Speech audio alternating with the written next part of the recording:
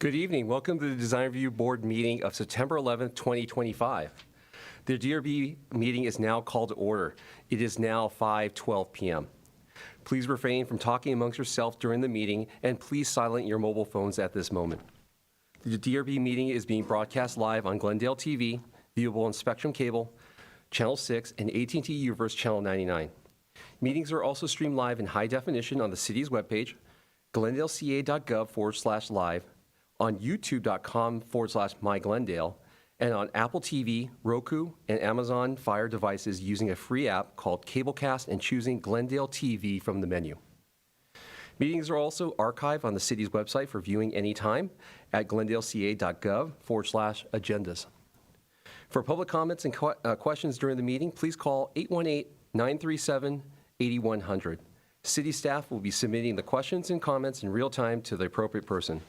Current DRB agendas and staff reports are available by visiting our website at www.glendaleca.gov.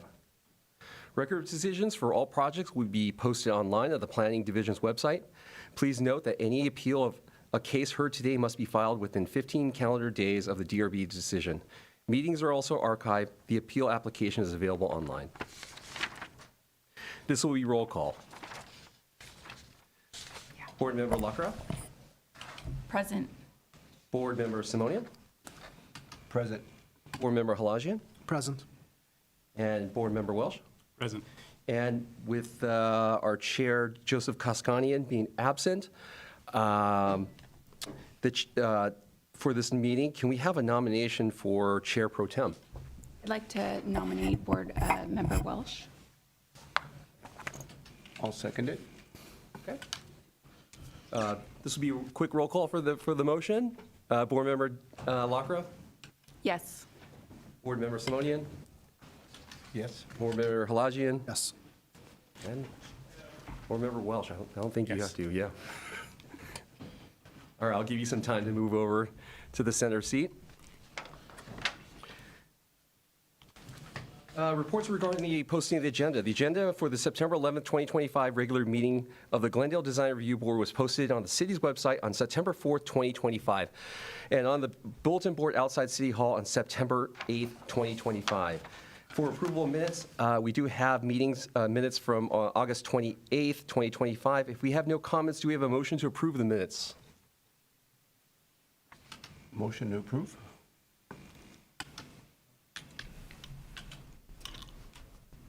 Do we have a second? I second the motion. Yep, so we have a second. This will be roll call. Board Member Lagroff? Yes. Board Member Simonian? Yes. Board Member Halajian? Yes. And Mr. Chair Pro Tem? Yes. Okay. Oral communications. Discussion is limited to items not part of this agenda. Each speaker is limited to 5 minutes. Design Review Board may question or respond to the speaker, but there will be no debate or decision. Do we have any speaker cards for oral communications? We do not. Okay. Board and commission member comments. Do we have any comments this evening? No. I see none, and there's no new business. We're going to jump right into new business, and we have 3 items this evening. The first one being at 1421 Thurlene Road.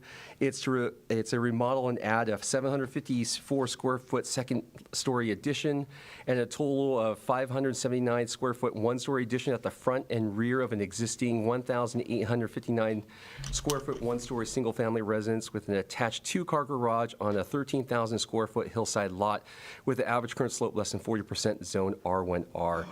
At this moment, I will turn this over to the case planner, Ms. Coloma Diaz, and you have the floor. Thank you, Mr. Joe. Good evening, Design Review Board members and members of the public. The subject project is 1421 Thurlene Road, Design Review Case number PDR 003307, 2024. The project site is located in the eastern side of the city, consisting of a 13,000 square foot irregularly shaped lot, interior lot. It has an average current slope of less than 40% according to city records. Access to the property is from the south side of Thurlene Road. Originally developed in 1961, the site features a single-story, 1,859 square foot single-family residence with an attached two-car garage and in-ground pool. The residence is a ranch-style house situated on a flat-leveled pad centered on the uphill slope. The existing front patio will be enclosed as part of the proposed additions for the kitchen expansion. The existing attached two-car garage and driveway will remain in the current location. The existing concrete and brick driveway will be replaced with decorative pavers. A condition of approval is recommended to update the plans to include product specification of the proposed concrete paver for the driveway to be compatible with the overall design concept and colors. The site features 3 trees within the 6-foot street front planting easement and 2 indigenous California sycamore trees at the rear. No impact to these trees is anticipated. A condition of approval has been added to obtain an indigenous tree permit for the protection of the existing trees on site. The proposed 2-story additions will be built on the flat pad on the lot, which has already been graded. Therefore, no changes to the existing topography and no proposed changes to the backyard landscape are anticipated. The pool will remain unchanged.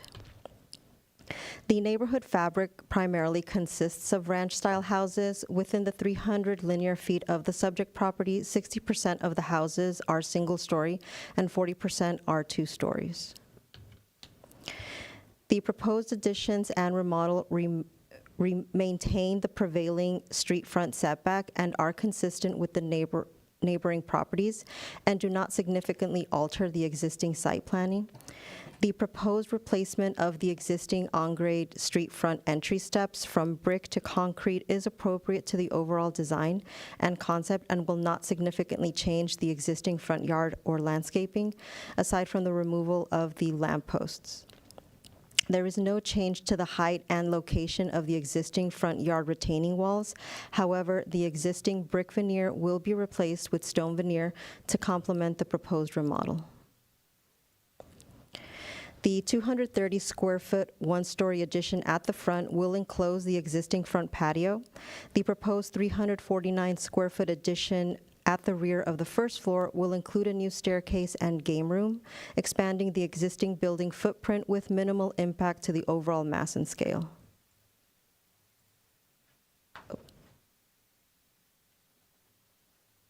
The proposed 754 square foot addition to the second floor will consist of a new master bedroom with a balcony, an ensuite bathroom, and walk-in closet. The proposed standing seam metal roof will be consistent with the proposed contemporary architectural style and will replace the existing composite shingle roof. The 1-story portion of the house will retain a 3-to-12 roof pitch. However, the proposed 2nd-story addition features a street-facing gable roof with a 4-to-12 roof pitch. A condition of approval is recommended requiring the 2nd-story roof pitch to be changed to 3-to-12 to be consistent with the 1-story portion of the house and to better minimize the volume of the 2nd-story addition. The proposed project remodel involves changing the architectural style from a ranch style to a contemporary design and is consistent with the design guidelines. The overall height of the house will be 22 feet 11 inches, which is less than the maximum allowed height of 35 feet limit in this zone for houses with pitch roofs of a minimum 3 feet and 12 feet. The proposed black fiberglass windows are appropriate to the overall design and feature a combination of sliding, fixed, single-hung casement, and combination operations. The design and location of the new black metal wall sconces at the front and rear facades are appropriate to the overall design and concept. The design does not propose any other exterior lighting system or fixtures, and the new metal gutters will match the new roof color. There are no new window openings from public rooms on the 1st and 2nd floors directly facing adjacent neighbors. The neighbor to the west is approximately 12 feet above the site project grade, and the adjacent neighbor to the east is 12 feet below the project site grade. The architectural detail of the new lintel appropriately highlights the main entry, maintaining proportion and scale, creating articulation at the facade, and wraps around the west elevation under the master bedroom's proposed balcony with glass railing. The overall design, detailing, materials, and neutral color palette are consistent with the proposed contemporary architectural style. The proposed exterior materials and colors include smooth finish stucco, gray tone stone veneer, charcoal gray standing seam metal roof, black colored fiberglass windows, and new concrete on-grade steps. As it relates to public comments, staff did not receive any written comments, and staff recommends approval with the following 3 conditions. Update the plans to include product specifications for the proposed concrete pavers on the driveway to be compatible with the overall design and concept colors. Obtain an indigenous tree permit from the Maintenance Services Division, Urban Forestry for protection of the existing sycamore trees at the rear, and a protection plan to protect the 3 city trees in the street front planting easement. And number 3, change the proposed second-story roof pitch of 4 to 12 to 3 to 12 to be consistent with the one-story portion of the house and to better minimize the volume of the second-story addition. This concludes my presentation, and I'm available for any questions. And we have 0 callers on hold. Thank you. Any questions for staff? Not at this time. Okay, we'll open the public hearing. Mr. Nareg Kodadati?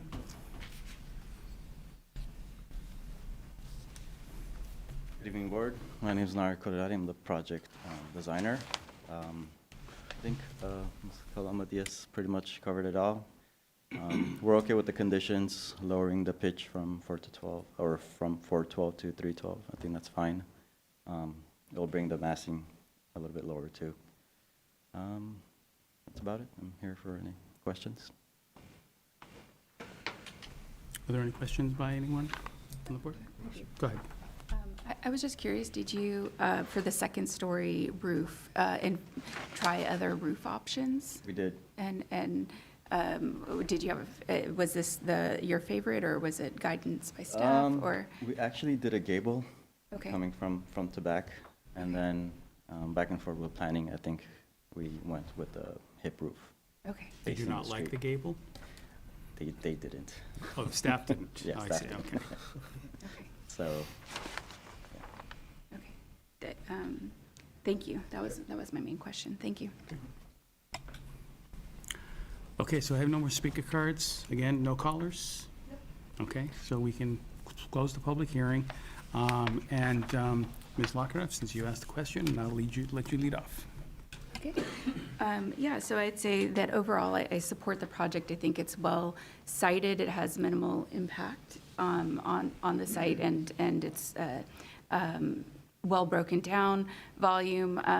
My one comment would be that I feel with the current second floor roof that it feels a little disjointed with the front facade, and the south and north elevation to me don't seem consistent in terms of design aesthetic. And so anyways, I was just trying to think of a way to resolve the roof specifically, and maybe that's something that can be worked on with staff. And it was interesting that they had a different option. I wish I could see that option as well, because I feel that they could have taken the new addition a little bit more modern to match that entryway, and it would feel more cohesive. So yeah, I'd love to hear what my colleagues think of that. But overall, I support the project. I think with maybe a refinement of that third condition, I would be willing to move this forward. Thank you. Very good. Okay, Board Member Lashin? Thank you, Mr. Chair. Again, modest improvement of the house overall in support of the project. You've selected, great materials to work with, and I appreciate proposing fiberglass windows. I kind of echoing to Board Member Lockroft's comments. I wish I was able to see the previous iteration, but then again, I'm neutral on the roofing. It looks fine to me, but I'm curious to hear what other of my colleagues would say about it. I'm neutral on that. Thank you. Board Member Simoni? Thank you, Mr. Chair. I support the project as well. I think it's well thought out, a modest addition. Overall, the second floor is occurring on one side.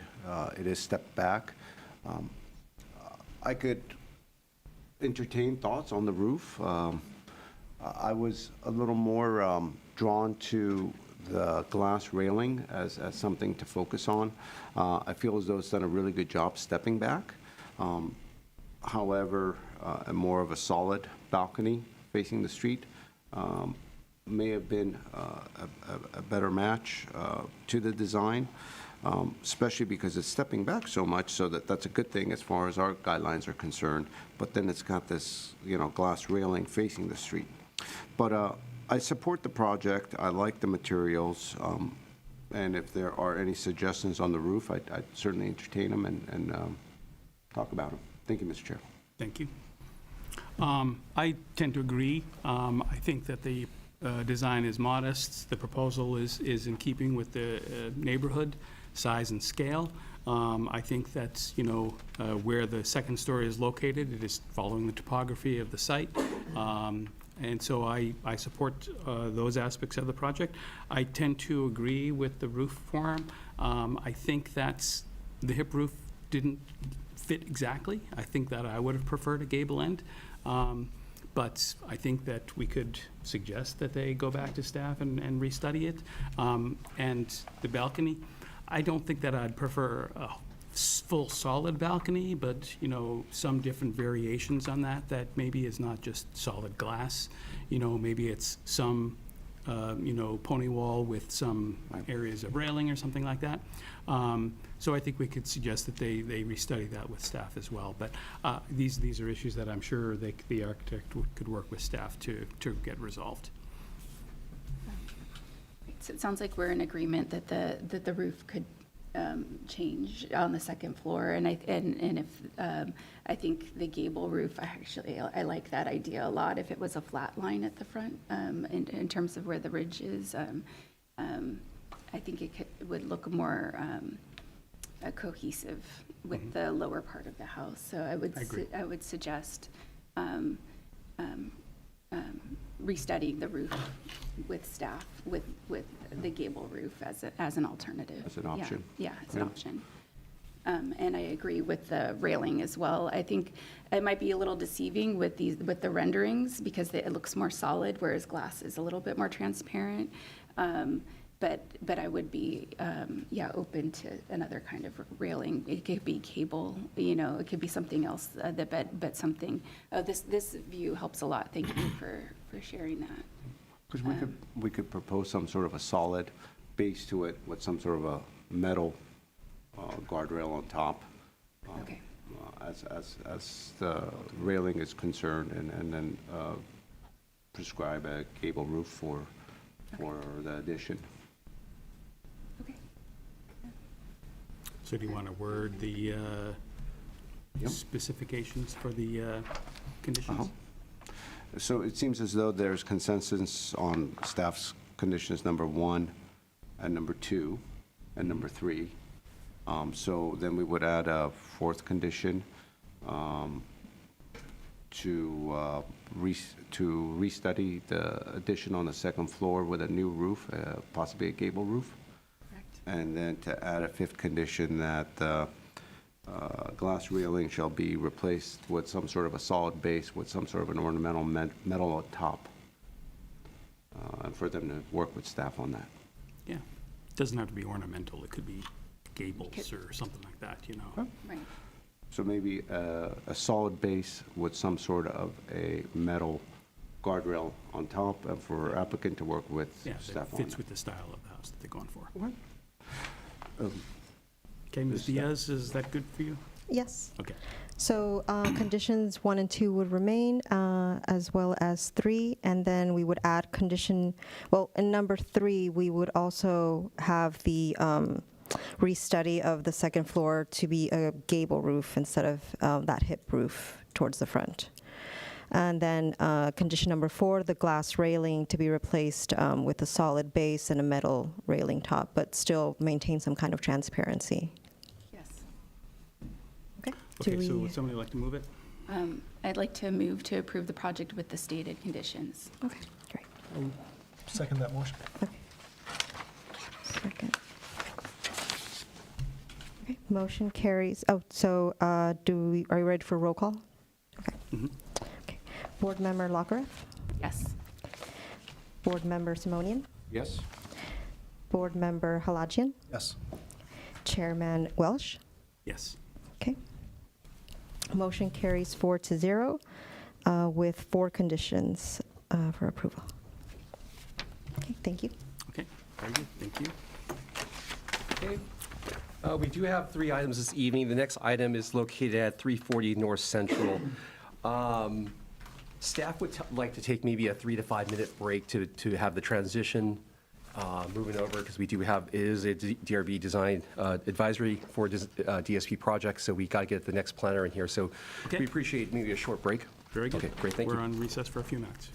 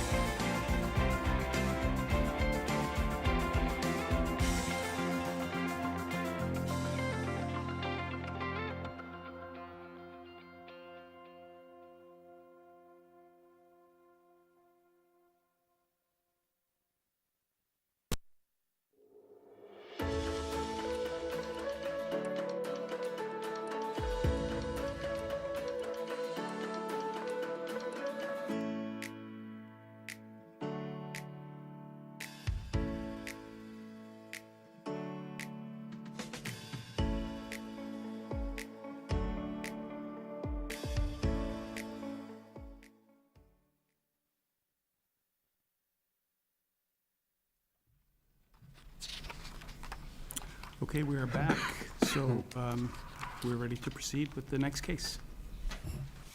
Pardon me? Very timely. Moving on to the next item is located at 340 North Central Avenue.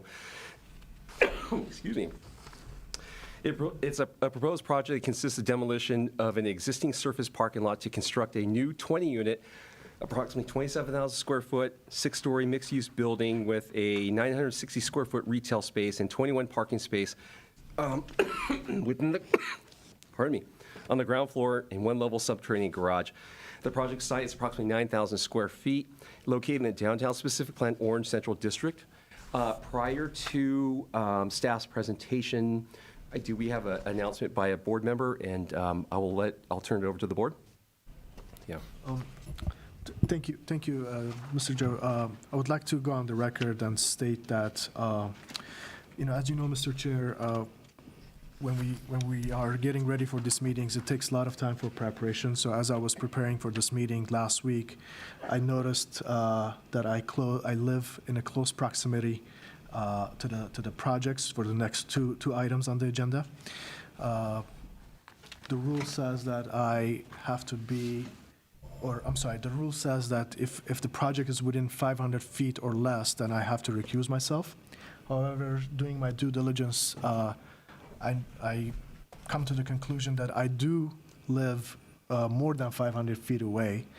I reached out to the staff, and the staff connected me with the city attorney's office, and they strongly advised that I would be out to recuse myself from this, given though I live more than 500 feet away.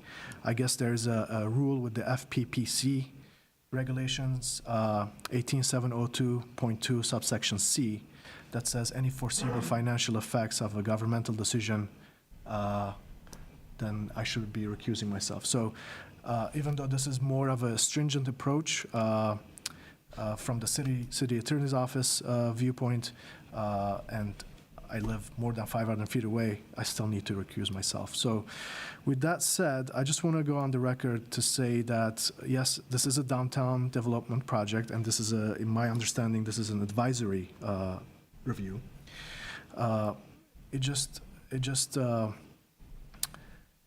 Counting the feet and inches and how far we live, even though the rule is set by the city, that is 500 feet, and I meet that, it's kind of a bit disappointing to say that I have to recuse myself. But that's the recommendation, and if the city, and if there's a discrepancy between the city and rules or guidelines and the attorney's office, maybe we should change the rule to make it compliant with the FPPC. So anyway, I just want to go on the record and state that, and I'll be recusing myself for the next two agenda items, and I'll be leaving the room. Thank you. Thank you. Thank you, Mr. Halajian. Thank you, Mr. Board Member Halajian. Let the record show it's 5:40, and the board member has recused himself for the next two items. I would like to turn this over to the case planner, Ms. Eileen Babakani. Thank you, Mr. Joe. And good evening, Design Review Board member and members of public. The case before you is a design review, case number PDR 00330-2024 for the project located at 340 North Central Avenue. This project was approved for the stage 1 preliminary design review by City Council on May 2025. And this project is before you for an advisory review.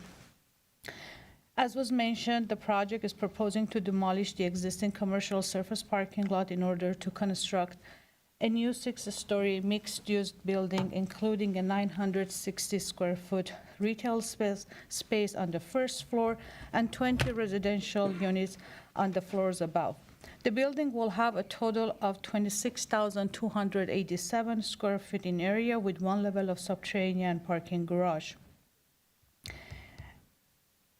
The project provides 21 parking spaces, including 7 parking spaces at the ground floor and 14 parking spaces within the proposed one-level subterranean parking garage.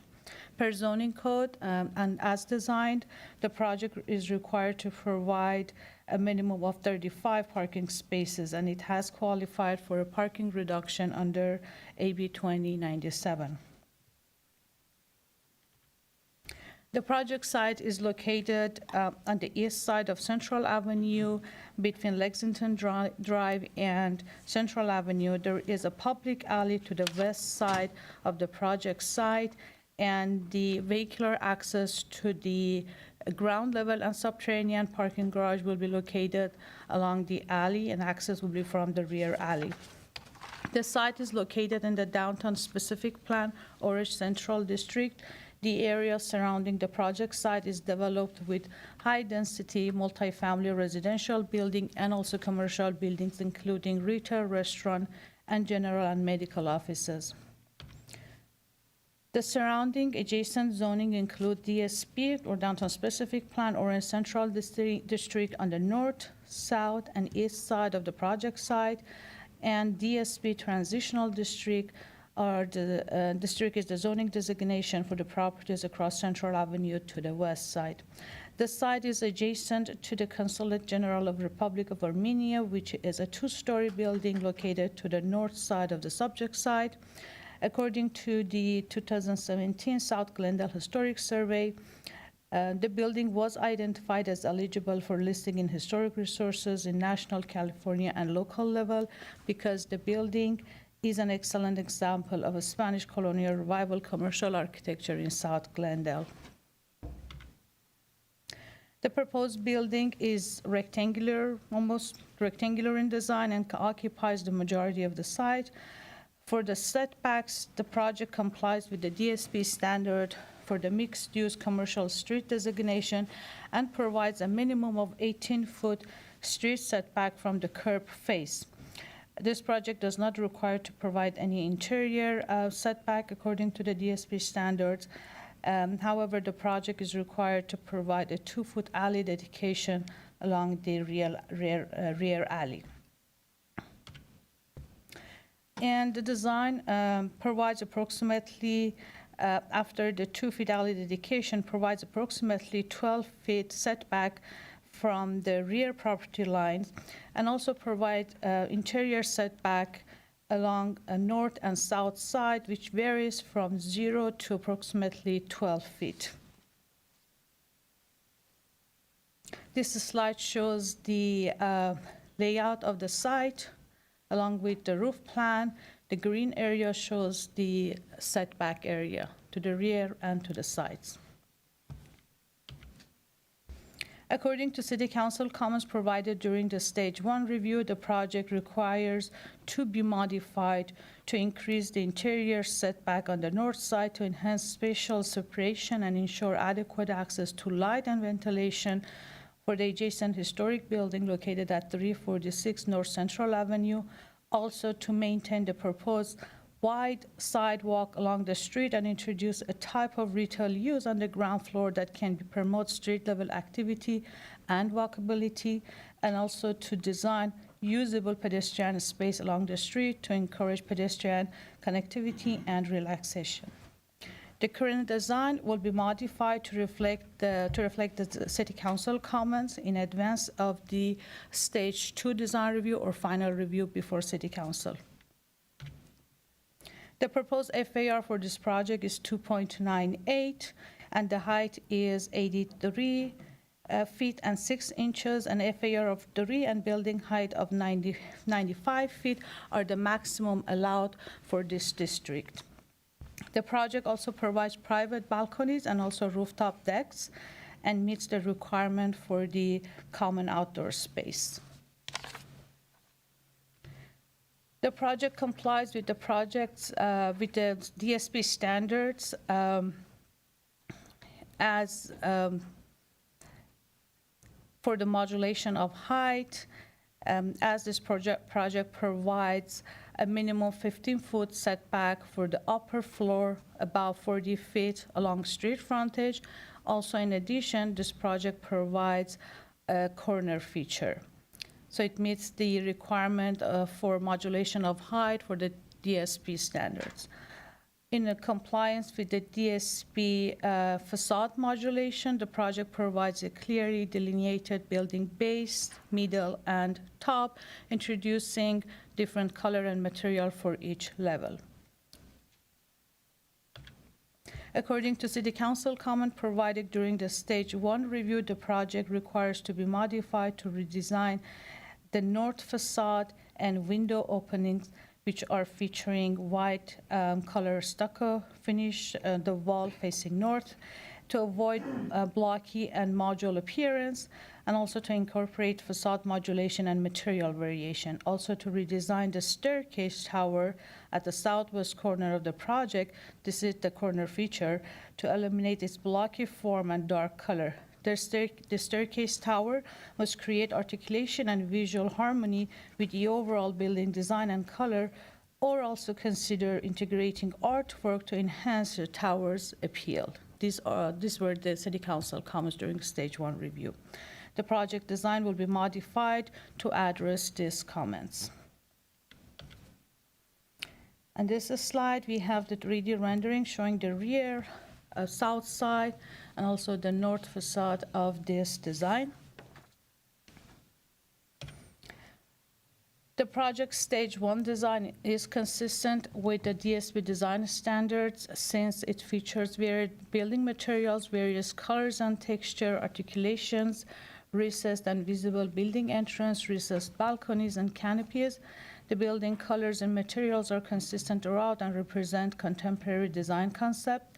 However, a detailed look at the building materials, fenestration details, any gates, lighting plans, signage, recessed storefront, paving materials for the entry area, also location of utilities, street improvements, and landscaping will be reviewed and finalized during Stage 2 final design review before City Council. Also, environmental review is not required for Stage 1 design review. The environmental review will be prepared and presented to City Council at Stage 2 design review.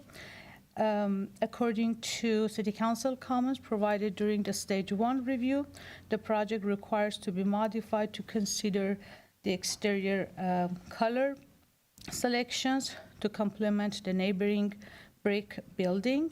This is the neighboring historic building. Also, the environmental review and documentation to address mitigation of any potential impact to the adjacent historic building. In conclusion of my presentation, staff recommends that Design Review Board provides comments and recommend that City Council approve the project subject to City Council comments provided for Stage 1 design review.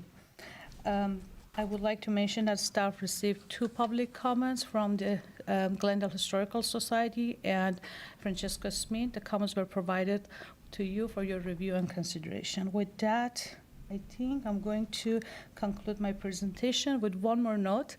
The current designer of the project is going to provide us some preliminary design concept addressing the City Council comments.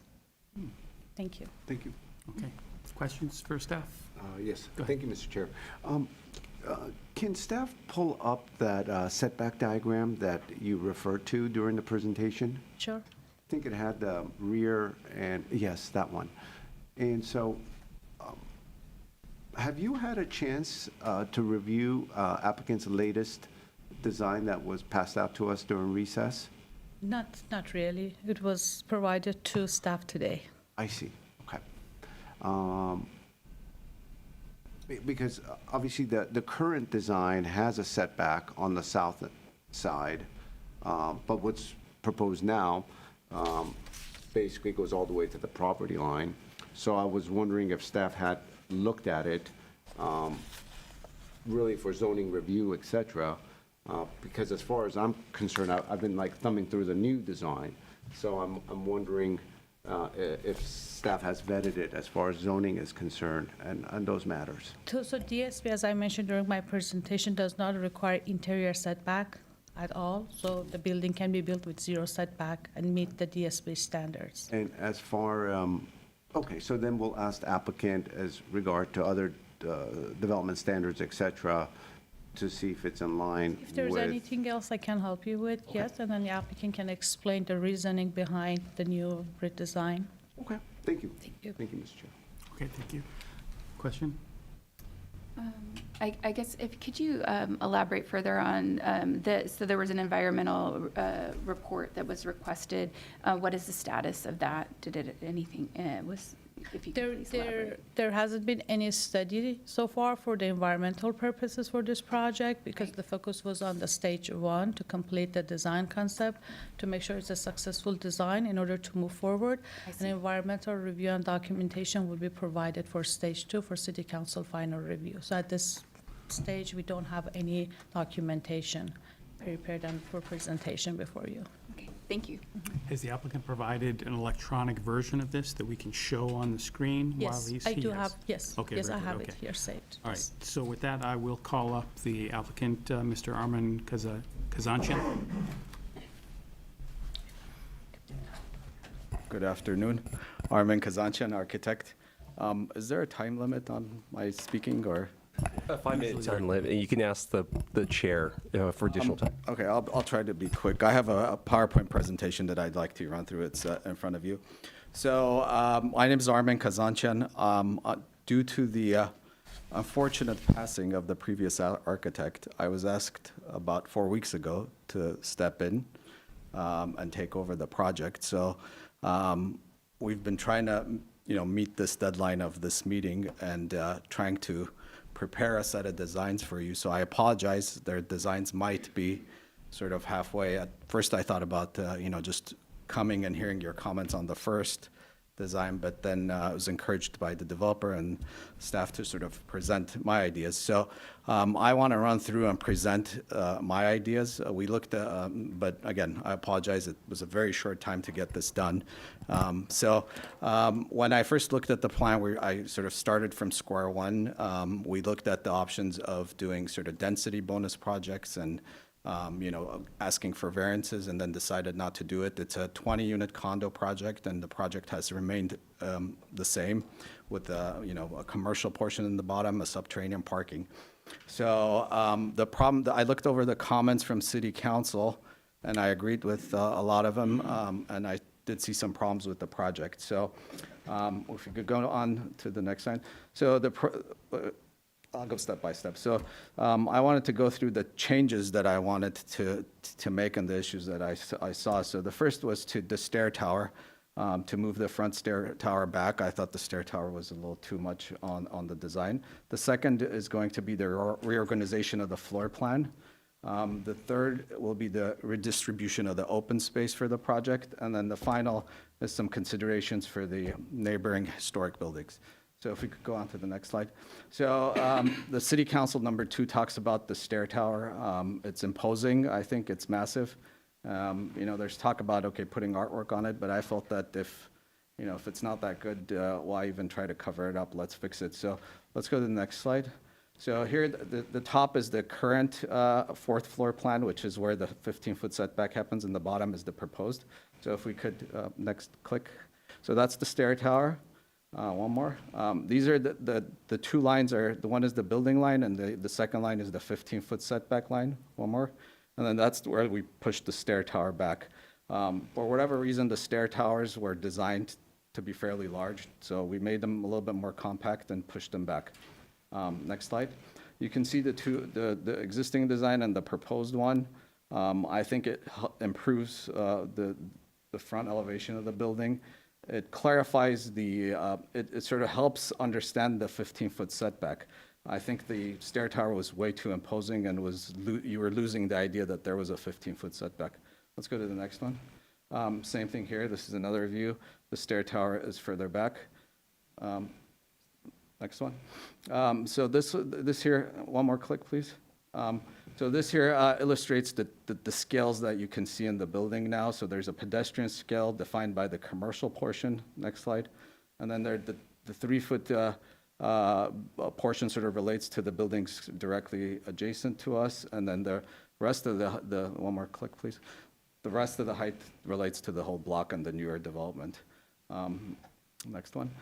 There's a couple comments about maintaining the wide sidewalk. We're going to do that. The other thing that pushing the stairs did, and if you can see, the entry into the residential on the right has a forecourt, sort of an outdoor area before you get to the building. So I think that helps with doing that pedestrian connectivity. Let's move on. Reorganization of the floor plan. So I saw some problems with the floor plan. There's actually some code problems with the balcony going across.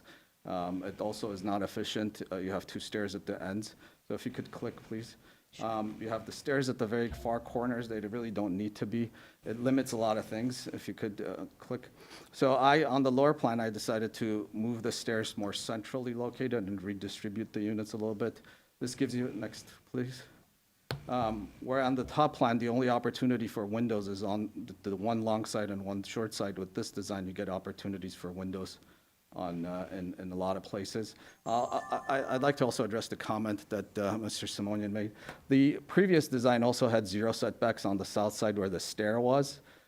We kept that. There's also a portion of 0 setback on the back end of the building, currently where the other stair is, which is the only option. But on the front side, the previous design, if you notice, there's a point in the front top corner that was going to 0 setback. We pulled that back. So if you could go next. So the final idea was the redistribution of the open space, if I could. Keep going. Since we're just seeing these for the first time, I want Yeah, you to be I able to apologize. present. Because Very of- helpful Yeah. from my point of view, yes. So the building was designed with this half story at the very top with the 2 roof decks. So I thought we could take that, if you could please take that space and redistribute it in the building, if you could click one more time, into these open shafts. And I think that, that would, we get some open space on the first residential floor, and also it breaks up the volumes of the building. It also creates these condo units that almost do not share any walls with each other. So I think that's very important for the user. Next. These are the 2 elevations, and there's a comment from the city council about setting it back. If you could click one more, please. So that portion there, where that pop-out used to be, was right next to the building, so we pulled that back. So currently it's sitting a little bit further from the consulate building. Next one. So materials, honestly, this is probably the least, I've spent least time on the materials, but I'm kind of against sort of reproducing the brick. There's 2 brick buildings, and I think it's completely wrong to take the red brick and put it on this building because it confuses things. I think maybe for the base, I'd like to, I think they were proposing a CMU, a split face, which I don't think is a good material. So I was proposing maybe doing a brick, but in a light color, or maybe some sort of a stone veneer that looks like brick, but sort of a more contemporary. The middle portion, currently I'm using the materials that are in the first design, which is this hardy board siding. But I was thinking maybe using some sort of a more contemporary metal type facade for that middle section. And then the top would be white stucco with black windows. If you notice, we added those corner windows at the top part to further narrow that part, and I think it gives more visual separation from the buildings next to us. Next, I think that's it. So I also gave you the plans, but I think I wanted to sort of explain my thought process, what I was doing, and then get your feedback. Since this is an advisory point, get your feedback to tell me, okay, go this direction, go that direction. And again, I apologize for the incompleteness of it because we've had very, very little time to do it. Thank you. Thank you. Thank you. Okay, so before we move on, are there callers? Because I have no more speaker cards. We do have one caller.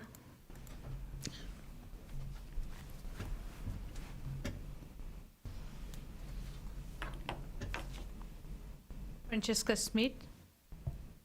Hello. Hi, Am I you're on? live with Design Review Board. You have 3 minutes to speak. Thanks. If you could stop the clock for a second, could you pull up the proposed site plan and setbacks that you showed that was the, I think it was the subterranean floor? I think it was your first plan that you showed? My presentation, correct? Yes, thank you.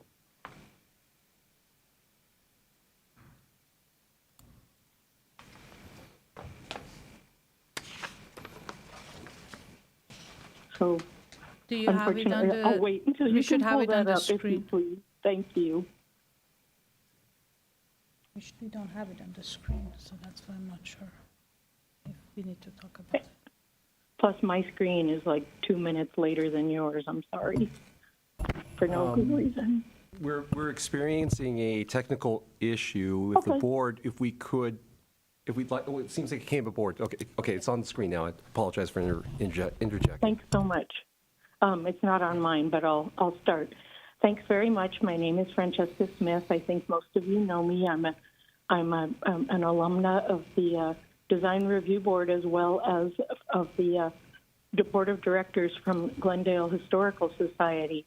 In my letter that I sent very late this evening, sorry, I attached a letter from TGHS that was sent to City Council regarding a previous project from 2020, and it was for that proposed project, which was smaller, and it was about affecting the Consulate General. I've been to that site. Thanks very much. Everyone made a point that there's a historic building next door. It's 2 stories. It's probably unreinforced masonry. It has some tin plates from probably some kind of project that was done a while ago. The proposed subterranean parking garage will be 0 inches away from that building. As you can see by that's the roof plan, if you please. The first floor, it's not the first floor, it's the subterranean floor. The property line is a 0 lot line project, as you guys said. Unfortunately, I spoke on this, I think, in your last meeting about a historic building next to a taller new building. In that case, the contractor said that he builds tall buildings next to little buildings all the time. What he neglected to mention was whether or not they were historic. So I sent this letter to the General Consulate of the Republic of Armenia as well, so they can know this was a dentist's office before. It's notable and disappointing to me that City Council's direction from 2020 wasn't followed, because the problem was they didn't have the environmental review, so they didn't perform their stage 1 design review. I attached those minutes. It's not very clear. I respectfully request that you make a recommendation to not approve this design, but return it for a redesign. I recognize the poor architect is in a terrible position. He gave a nice presentation. I understood a lot of what he was talking about. I think that the tetrahedral tree didn't really reflect what the historic building looked like, and they need to maximize the setback for the historic building on the north side rather than on both sides. The building need not be red brick. It shouldn't imitate. It should relate to the historic building. It would be helpful if he would review the Secretary of the Interior standards for rehabilitation regarding setting, districts, and neighborhoods. There are a lot more points in my letter. The building is far too close to the historic building. The historic building, oops, may I just finish? I'm sorry. Yes, just wrap it up quickly, please. Thanks very much. So it will literally be on top of the consulate building. I think this project could do a lot better if there weren't if the problem didn't exist that the historic building would be affected by this. There wouldn't be guidance on it. So I truly ask that you take this into consideration and maybe pass this up and wait until the environmental review and the poor architect had a chance to design his building. Thanks very much. Thank you. Any other callers? We don't have any other callers. Okay, so Mr. Kazanjian, I'd like for you to come back up. You can address, you have a couple minutes to address any comments, and if we have any other follow-up questions, I'd like to pose them to you as well. Okay, Armin Kazanjian, architect. I received the letters this afternoon for the historic, so it's there are pages and pages of stuff. So we'll review it. I just like to point out that the previous design also was doing some things to be sensitive to the historic building. First, I think moving the circulation to the opposite side is important. Second, they provided a recessed area. You can't see it in this plan, but on the first floor, they provided right there a recessed area to not close off the 4 windows that are currently there. I do see some opportunities in the parking on subterranean level to sort of pull back. Currently, there's about a foot. You really can't build anything up the property line. So there's a foot room for shoring, but I do see some opportunities to maybe pull back that portion that's directly in front by another maybe 2 feet without affecting the parking. So we'll study that. I think with a couple of feet of space there, and then with good construction practices, I think you can build the building without affecting the brick building next to us. I feel like this is an opportunity for to hear from you on this issue. I mean, obviously, there has to be a building built on the site, so how we do it is, we're open to hear what you have to say. Also, the developer has had conversations with the consulate. They have had no negative opinion of the project, so. So question for you. The caller raised a question, and I believe it was referenced in one of the letters from the Historical Society about responding to, this brick architecture, because you have a brick building there on the corner with the consulate, you have some brick, red brick on the other one. It's a little more modern of a building, but it's also very similar kind of red brick.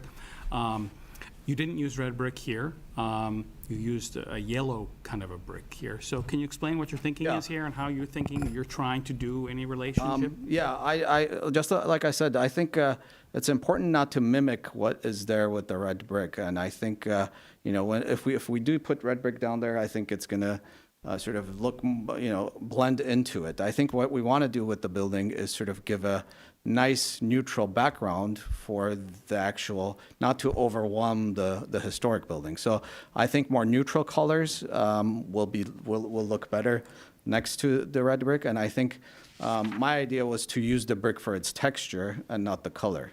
So tie it that way with the buildings next to us and sort of do a more neutral color that doesn't, that lets the red brick stand out more. So same form factor, but Yes, different color? yes. Okay. Okay. Any other questions for the applicant? No? Okay. I do have a question, just in regards to the environmental report. Are you guys starting the process, or what are your next steps?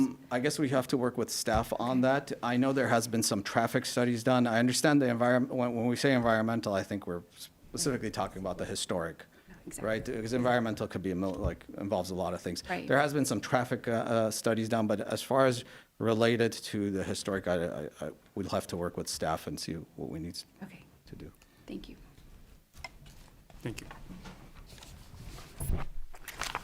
Okay, so again, checking no callers, right? There's no caller, that's Okay, right. so we're going to close the public hearing. Mr. Simone, would you like to lead us off on this one? Sure. Thank you, Mr. Chair. I must start off thanking the architect for bringing these drawings in.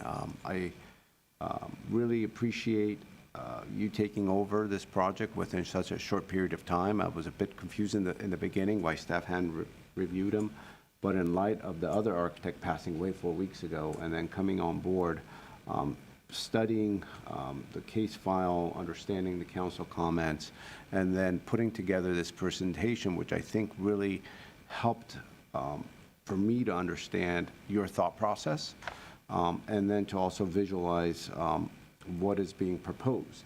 And so I would like to just start off saying that it's, in my opinion, a huge difference in the right direction from the package that we had received to what was presented this evening. So I appreciate those comments, those efforts, I should say. In regards to thoughts, and so usually we have time to study these packages. In this case, we didn't, but I think the presentation certainly helps. So I had some thoughts to share, observations, opinions, etc. And I'll start off with what I think is, as I said, it's certainly positive moves, but I would reiterate the massing, the way you've broken up the front of the building, emphasized the retail portion, had the second portion kind of step back, and then the third. I think those are all well done. Relocating the staircase, I think, was a positive move.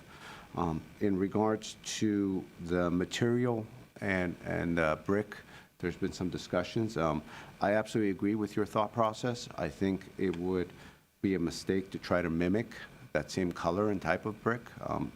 These are being built many, many, many decades apart from one another. However, having the stone base, having the brick texture is important. And now if we go with a different type of a shape, where maybe it's more of a modern interpretation that the architect had suggested, and perhaps staff can put up and share with us the design, yes, material board. So, you know, there's two options to consider, and we could talk about those, but I think it is going in the right direction. In regards to replacing the horizontal siding with the vertical metal siding, because from what I understand, if the yellow portion on the right side is the vertical cementitious siding, which you're replacing or proposing to replace with the vertical metal siding, I think is spot on. I think that will create a lot of variety, a lot of texture, and I think that's going in the right direction.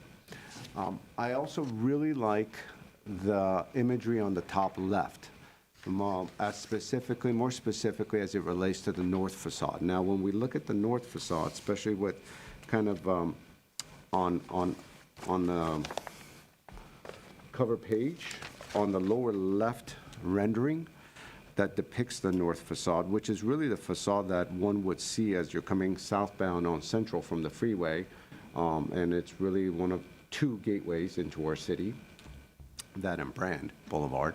And so if you're traveling southbound, that is a very prominent facade that's going to be depicted for many, many, many decades in light of the historic property to our north. And so the language is depicted on, if staff could go back to the material board again.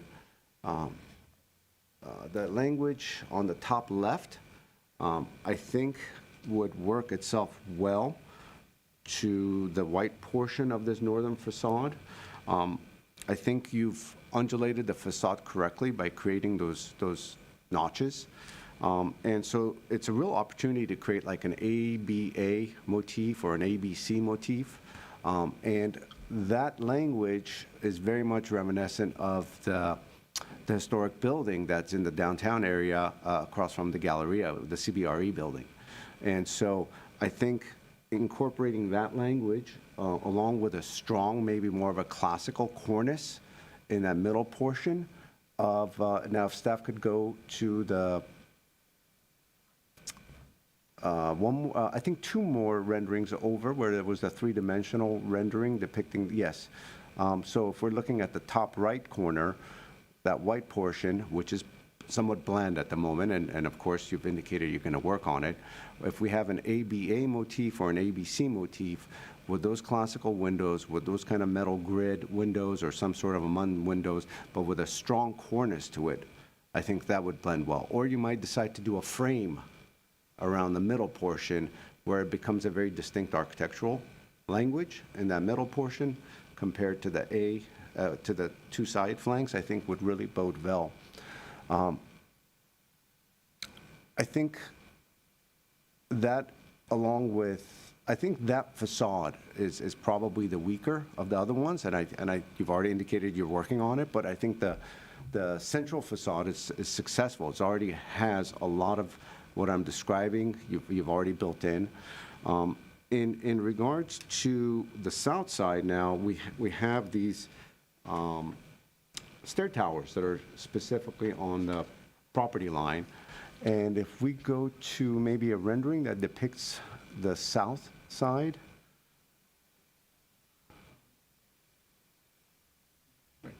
Yeah, there it is. And so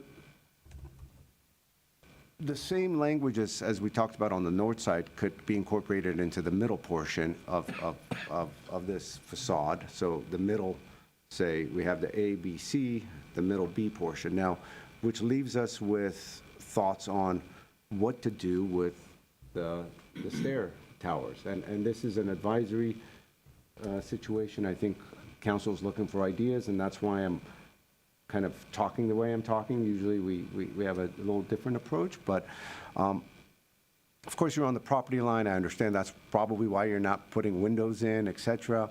I think some sort of a metal, perhaps screen, might be interesting on those walls.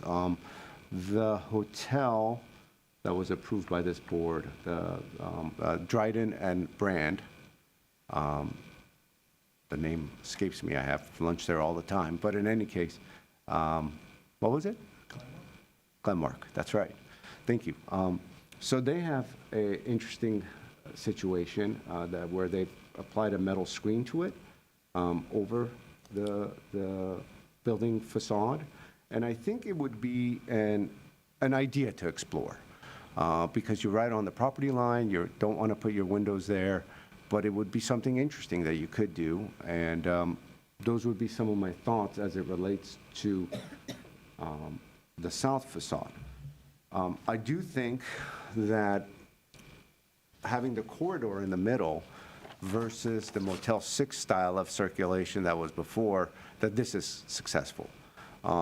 We've have few of those situations already in down Central where we have those corridors exposed on the street, and I think those were mistakes. So this is going very much in the right direction.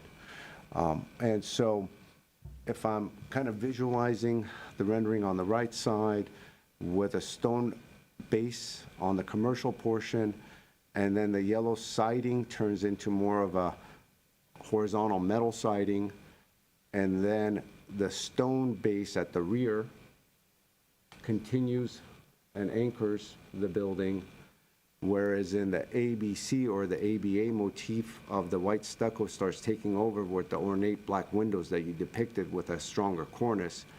I think this building is there. You have an infill situation where you've applied a lot of layers and textures to it. And so I think with those modifications, you should have plenty to talk about at the council hearing. And I think you've made huge leaps and bounds in the last 4 weeks. And so I actually look forward to seeing what you end up with. Thank you, Mr. Chair. Thank you. Board Member Lockhart? First, I'm sorry for your loss, and I really am, and I appreciate these changes greatly. I agree with my colleague that it's a significant improvement. The removal of that stair tower or bringing it back is helped a lot with the massing on the street, and also with the massing as it relates to the adjacent properties. I 100% agree with both you and my colleague that the materials not matching precisely in color, it's beneficial because then it makes the historic property can shine and be its own thing, but without competing with it and giving a nod to it with the brick material, I think is important, but I like the different color. I also like the more, I think the more linear, the longer brick is a nice change to keep it, it makes it more modern and authentic to our times now, and which I think is nice, the authenticity. And yeah, I would say a lot of great comments from the board member here, and I concur with several of them. I think one thing I want to highlight that was brought up was on the other facade regarding the windows, that they are very prominent, and so I do think that the detailing of the windows is going to be very important, just because you will be seeing them. So some kind of so that it's not so flat looking would be important to address.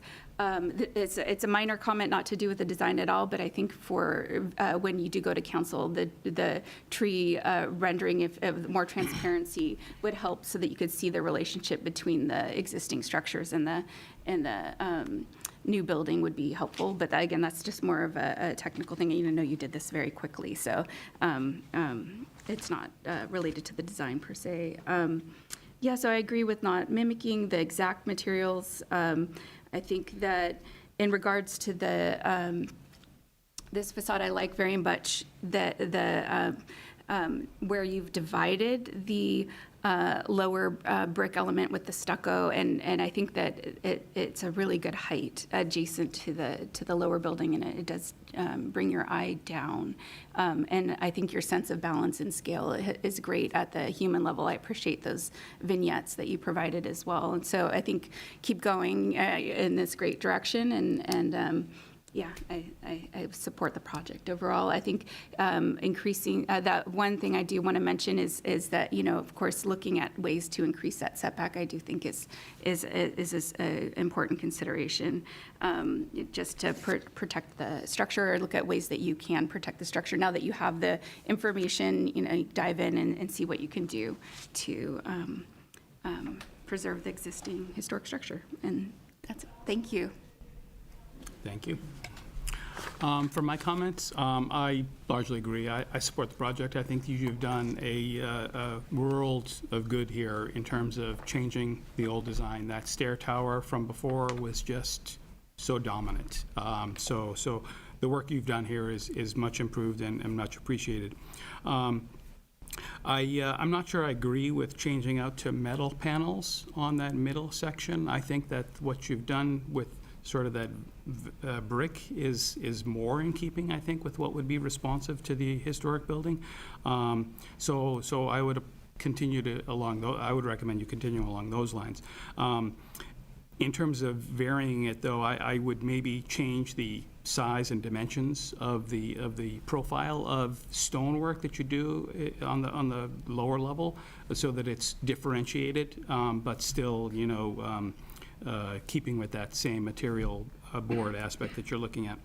I concur about the windows. Rather than the CBRE building, there's another apartment complex on Hyperion and Silver Lake. I forget the little cross street there, but it's a lovely building with huge windows that they've done with grids and everything like that. So that would be a good reference to look at it as well, in terms of trying to create something that's new and modern, but has more of a nod to some history there. Because I think that's what you're going for here. I think that you've done a very good job towards that. So I applaud the general direction you're going, and the layout and everything I think is fine. And the notion of trying to peel back away from that northern property line as much as you can, just out of an abundance of caution with regard to the, as the caller noted, unreinforced masonry historic building next door, I think would be well appreciated by council, because I think that they definitely are trying to look out for that historic building. So those would be my comments, and I don't think we have to make a motion here. This is just advisory, so I think really just the sum of our comments will be what we send you forth with to council, so. That is correct. Right. There's no Yes. motion, and I will basically summarize your comment. I can do it now if you would like. We can go over your comments. So I'm hearing that we want to see setback from the north property line, which is in keeping and in line with the city council comment. Change on the stone profile to be different in terms of the size and profile, in relation to the adjacent historic building, but it still is to be in keeping in terms of the texture probably. And you like the color, what I'm hearing for the material. I think we're not going to have the metal panel on the side facades to be continued, but I heard Mr. Simonon mentioning about kind of metal band around this area of proposed metal at the front. Am I right about that? I'm going to get there, but let me read Ms. Lockhart I think there were two different viewpoints. Board Member Welsh was, I think, leaning towards the horizontal siding as a use of material, and I actually thought that the vertical metal siding was appropriate as for this on the facade facing central past on the front facade, right? Yes, the yellow port. Well, if you go, yes, that portion. So This portion? This portion. well, we're No, talking about the the bottom side. right, so it would be the yellow portion. And so it would, again, these are just thoughts that council could look at and Sure. talk about. But I think you were talking about, if you were referring to my comment, that's what I meant. Okay. Yeah. And I'd like to respond. I don't think I responded to that particular item, but I actually do like the I think that the yellow along that one makes it look more horizontal, and I would I wouldn't recommend the metal. So just that was Sure. wanted to interject as well. Thank you. No problem. And these are the comments only for the front elevation, not for the side elevation. Correct. Okay. Oh, gotcha. Sorry. And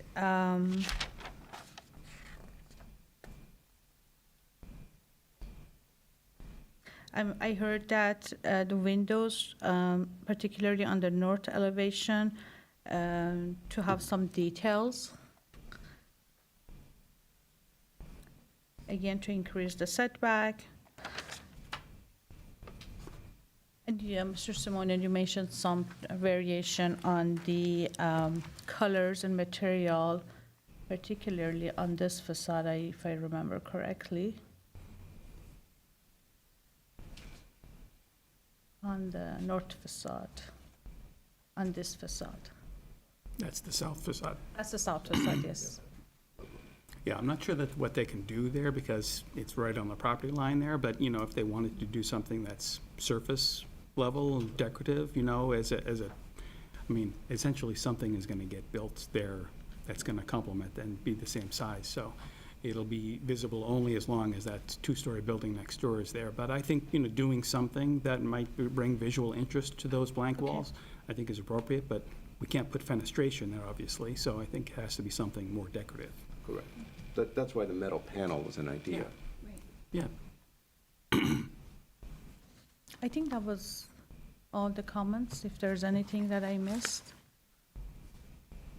No, Okay. I think that's good, okay. Thank you. Very good, okay. Okay, thank you. So that's that case. Do we need to take a brief recess for the next one, or? Yes, Mr. Chair Pro Tem. Staff is requesting me approximately a 5-minute to make the transition Okay. of All the right. PowerPoint slides, and I think the applicant has something. So yes, we'll take 5 minutes. On recess for about 5 minutes.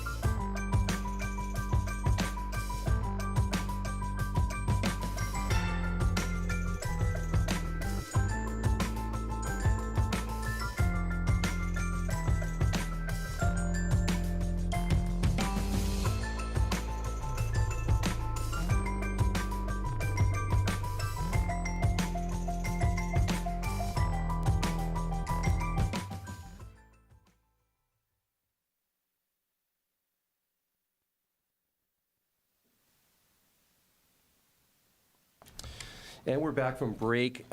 Moving on to the third item, this project is located at 236 North Central, 201 West California Avenue, and 212 West California Avenue. Similar to the last item, this is for DRB advisory for review and comment for the City Council's consideration for final review. On a very high level, this project involves an 8-story, 682 residential unit mixed-use building. Also offers an opportunity for the city to purchase a site to demolish and construct a potential future public park, which I will go into the details of this scope of work in later slides. The project location consists of 2 sites zoned DSP Orange Central. Shaded in yellow is the 3.7-acre portion of the site, which is the proposal is to construct a 682 unit mixed-use building. The site is bisected by an 18-foot wide public alley, which is Alley 239, which is proposed to be vacated. And in boxed in green is a .87 acre site that is available for the for the city to purchase, and once again, for the future potential demolition and development of a public park. This slide has photos of the existing conditions of the property. In yellow, being consistent here, is the mixed-use site, which is the three-story former Sears development store. Since 2020, the building has been temporarily occupied by seasonal businesses. Also, the mixed-use site consists of approximately 164 square foot parking garage and multi-level parking garage structure and surface parking. And in green is the potential public park site, which is the former Sears Auto Center, which consists of 2 vehicle repair buildings and an associated surface parking lot. The project proposes to demolish the former department store, the parking structure, and the asphalt parking lot. And it proposes to construct that 8-story mixed-use building with those 682 units on there. And no design has been provided for the potential park. And once again, that site is being available to the city for purchase. Prior to staff analysis, as an overview of past and future reviews for this project, during 2022, Stage 1 preliminary design review was conducted, which the City Council provided comments to the applicant for their consideration for its final review. And during August of this year, an alley vacation was reviewed by the Planning Commission for general plan consistency and recommendations to City Council for their consideration of the final alley vacation determination.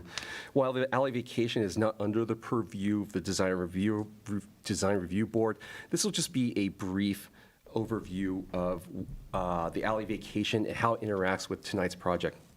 And this is of the mixed-use site. The alley proposes to partially vacate approximately 403 linear feet of the alley. And it also proposes to create a new 20-foot wide alley at the southern portion, which will allow the traffic circulation from alley 239 to connect from Wilson and Orange Street.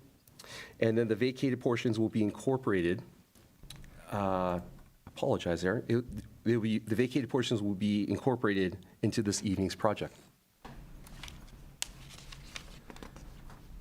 In regards to the pending 2 projects in the future, later this month, the planning hearing officer will review the density bonus project, which proposes to reserve 72 units for very low and low income houses and request 2 concessions and 4 waivers in total. And then next month in October, the City Council will review the final alley vacation as well as the review of this Stage 2 Design Review Board application, which your requested recommendation comments will be forwarded to them for their consideration.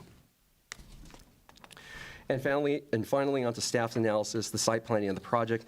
As you can see, the mixed-use site, the proposed building follows the shape of the lot. The building satisfies the DSP setback requirements, which are 18 feet from Central, 16 feet from California, 10 feet from Orange. These setbacks allow for the parkway, sideway walking, and building adjacent zones, which will activate the pedestrian realm, which are goals of the DSP. The project consists of 930 parking spaces, which will be dispersed at the ground level, as well as 2 levels below that in a subterranean level. Vehicular access will be provided by 2 driveway entrances, which is located in mid-block of California, and also with a south entrance from the reconfigured alley 239. Continue with site planning. All the publicly accessible open space will be open to the sky, oriented towards and access from public streets, and will be appropriately integrated with the project site planning. A new paseo is proposed, which is going to be that orange colored on the slide here, with pedestrian access from Orange Street and Central Avenue. These spaces are designed with various hardscape materials that include concrete paving bands, concrete seats with wooden tops, metal tree planters, and wooden benches. 2 waivers are requested with the density bonus application considering open space, which The first one is to reduce the amount of publicly accessible open space by 17%, which equates to about 2,754 square feet. And the second one is to distribute the publicly accessible open space across 4 locations, which the code requires it to be 85% contiguous. It's almost 85%, as you can see from the Paseo, which is in orange, but it's bisected by the south entrance, which is from Alley 239. As designed with these required requested waivers, these open spaces comply with the DSP standards. During stage 1 preliminary review in 2020, earlier in 2021, 22 or 2023, the council provided comments regarding the site planning of stage 1, which the first comment was to include retail or commercial on the ground floor. On this slide, this is a side-by-side comparison of stage 1 proposal, which is on the left-hand side, and then the proposed stage 2, which is the final review, which is going to be on the right. And as I'm highlighting here in red, the revised plans show the ground floor has been redesigned with a 1,515 square foot retail space fronting California Avenue. And to accommodate this retail space, the ground level was altered to decrease the composition of live-work units, 2-bedroom units, and increase them with 1-bedroom units. But overall, the cumulative unit count remains at 666 dwelling units and 16 live-work units.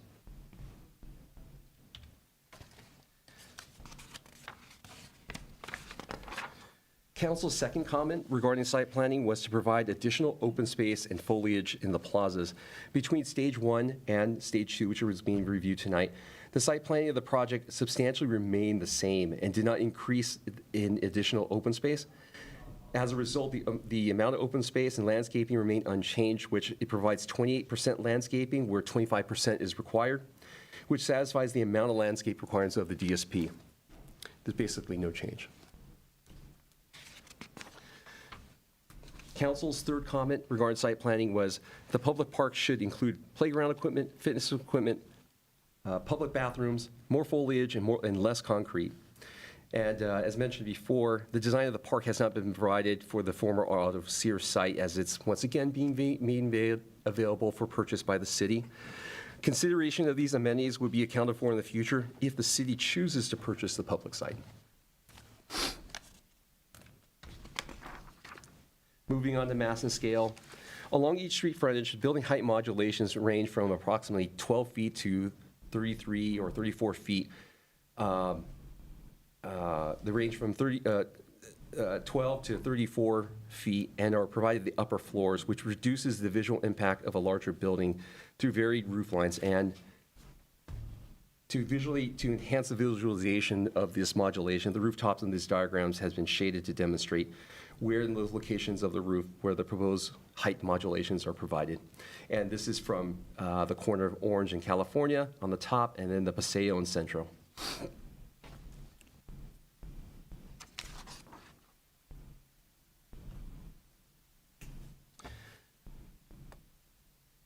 Step backs in the upper floors range from 6.5 feet to 48 feet, as well as major and minor facade modulation which are provided. These building separations, as shown in this diagram here, are key to reducing scale and provide opportunities for open space as well as visual relief, creating appearance of 2 or more distinct buildings. And once again, shaded, and that peach color is where these modulations are provided. During stage 1, council provided comments regarding mass and scale were to provide additional height variations, especially on Central Avenue. It was suggested that taller and slender buildings with reduced building footprint would allow for more open space. Overall, minor changes were made, and to demonstrate these minor changes, by using the red dotted line as a datum line, you'll notice that the corner tower element at the intersection of Central and California was extended approximately 9 feet 8 inches, which raised it from 85 feet to 95 feet. Additionally, the parapets along Central Avenue were raised approximately 4 feet 8 inches, raising it from 85 feet to 90 feet. And the facade appears to be furrowed out at specific locations of the elevation to provide modules. The site planning remains unchanged with the building footprint, which is not reduced, and the final site plan does not offer additional open space. Moving on to design and detail, the project features a combination of traditional and modern materials and finishes that include perforated and composite metal panels, Trespa laminated clad panels, fiber cement siding, plaster finishes, thin brick, concrete tiles, cast-in-place concrete, which are all quality materials that supports the project's design. Distinctive materials, canopy features, glazing, and paving that are provided that clearly define a pedestrian entry path and integrates with the overall building's design. The project includes 4 ground residential lobby entrances, which are at the corners along the street, and secondary lobbies are at each end of the paseo. A variety of window sizes across different facades create a visual complexity, enhancing facade modulation. A combination of aluminum storefront windows at the ground level and vinyl windows will be provided throughout the building. Staff recommends the vinyl windows are to match the aesthetic as shown as the elevation renderings. It could be like a silver, espresso, or brown. This detail was not provided on drawings. As a consideration, in lieu of vinyl, a higher quality material which staff believes is more durable, such as fiberglass, should be considered. City Council did comment on design and detail, which called for higher quality materials and more variety of materials on the facades, the street-facing facades. In regards to the applicant's revisions, this is the central facade, which reduced the amount of white stucco colored, and it had colored a separate color to gray, and that's shown in red. And also, on stage 1, this volume here shaded in orange. I hope you can see that, and I hope it's showing well here. The white stucco color was changed to a beige cementitious fiber board or hardy plank on this facade. And turning on to the other facades of the building, and these are on Orange and California Street. Bubbled in red is the plaster changes that have been made from white to a darker color. And this is once again from Orange Street and California Street. And then in orange, these are the plaster areas that have been replaced with beige cementitious fiberboard siding. Overall, staff recommends the DRB to provide their comments and recommend the city approve the project's proposal. Staff does recommend the single condition, which is have the color of the vinyl windows match the aluminum storefront, which any of those materials, or to match the aesthetic as shown on the architectural elevations or renderings. And prior to conclusion of staff's presentation, 3 letters were received from the public, which were forwarded to the board this evening, and the members, the letters this evening were from Lazo, Landry, Francesca Smith, and another by Mr. Damian Sullivan. So this concludes staff's presentation, and I'm available for any questions. So I wonder if you can clarify something for me. I watched the hearing for the city council, the stage 1, and in that presentation, the park component was like an integral part of the project. It was not like put aside as a separate thing. And in fact, there was reference made to the fact that the air rights from that parcel were being transferred to this project site. So in effect, they're sort of integrated. Am I understanding that correctly? And if that's the case, why is it a little different tonight? I think of a strategy change. I think there were talks about like of that strategy, but of this here, it's still considered as one site, but they're offering it instead of them developing the park. It would be made available for the city to purchase and develop it itself, which I know this was processed by a separate case planner, And I can get further clarification, because I know the applicant team is here, too, they can speak about it, but we can talk about the philosophy of that with the applicant as well. Okay. All right. Questions? Well, as a follow-up to, I guess, Board Member Walsh's comment about transfer of development rights in regards to height to this project. So then if we could, maybe then, if staff could, I guess, fill us in a bit as to what's allowed and what's proposed, because I'm looking at, there was this one diagram that I think you even had up that says the allowed FAR is 3.0 with a 95-foot maximum height, and what's proposed, of course, is a higher FAR, but again, 95 feet. That was in the package. So what's proposed and this proposed height, is it the same as what was, I guess, proposed at the stage 1 council hearing? Yes, more or less, yes, but there were modest changes along the central facade, which was, and allow me to scroll over to this slide here, which I'm showing on the screen. The tower element was modestly increased, and once again, that's shown in the orange box on the stage 2 final. The parapets were raised approximately a little bit of shade under 5 feet. So these are the only changes as far as the height of the building. So they didn't really need the transfer of development height. No, actually the code allows for additional height above what they're proposing. Yeah, so they don't even need to request a waiver or concession. So is there a transfer of development rights? No, there's no There's development. not? None. No. Okay. So some other development use could happen on that public part side. It's not been stripped of its air rights, so something else could be developed there too. Correct. Okay.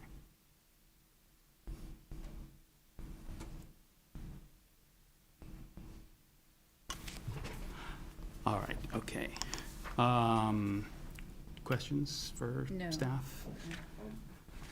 Yeah, go ahead. As a follow-up question, staff mentioned, I believe there were 2 waivers and 4 incentives. Is that Correct. correct? 2 concessions, 4 waivers. Okay, so that's the way, that's the way I had it written, and then I thought I heard otherwise. Okay, so 2 incentives and 4 waivers. And I'm sorry about that. And then one of the incentives is the FAR, correct? Correct, FAR. And what is the other incentive? It's to deviate from proportionality of inclusionary units. So the code requires the inclusionary for the IZO. So we have an ordinance that says there should be inclusionary units, and the code requires a certain composition mix depending on the build of quality, the sizes, the bedroom composition, which the city said 4 studios, 53 one-bedroom units, and 15 two-bedroom units would be required. The applicant has invoked a concession to say that they will provide 37 studios and 35 one-bedroom units, as opposed to what code had requested. Is that Or a standard thing to be able to ask for as a concession? It's the first time I've ever seen it. Okay. Because normally the ratio follows along with the unit mix, right? So the same percentage of the units would be applicable across all of the different unit mixes. And in this case, they're saying 100% of the studios will be low income, and a much smaller portion of the 1-bedrooms and no 2-bedrooms or 3-bedrooms Yeah. would be affordable. Yeah, this is an IZO, which is a Glendale ordinance requirement, right? And the density bonus allows for concession waivers for any standard of the code, our zoning code. So they had requested this concession. It's an interesting question, because the density bonus law allows for the incentives to occur in return for some sort of a equal shift on affordable housing. So that's inherently the spirit of the law. And then once that's shifted, then everything kind of, I guess you got to look at it in a different lens at that point. But that's one of the incentives, is to have a disproportionately higher number of studios versus the requirement. That's correct. Okay. There was also a reference to the private open space. That's, the requirement was 95,000 square feet, and they're only requesting to provide 19,000? Am I reading that correctly? Yes, what the code requires is, and don't quote me on this, I think it's like 140 square feet of private open space, or private open space, like a balcony, a patio at the grade level per unit, and the units, there's 682 units. So you're absolutely right. By code, they're required to provide 95,480 square feet of residential private open space, and they're cumulatively providing 19,700 square feet. Is that a change from the stage one review? I don't think it is. I think that's something we clarified, Okay. but that's my memory of recalling it. 'Cause- Okay, any other questions? Okay, so we'll open the public hearing.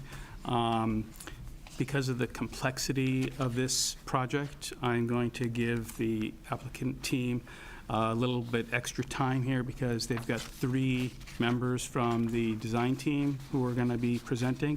I understand they're going to be doing a little ham and egging here on this, so I'll call up all 3 of them, and you guys can just sort of introduce yourselves, and then you can do the presentation, how you're going to do, and then we'll probably have questions after you've finished all 3 of your presentations there. So Abhijit Mankar, Kyle Peterson, and Jeremy Grant, please.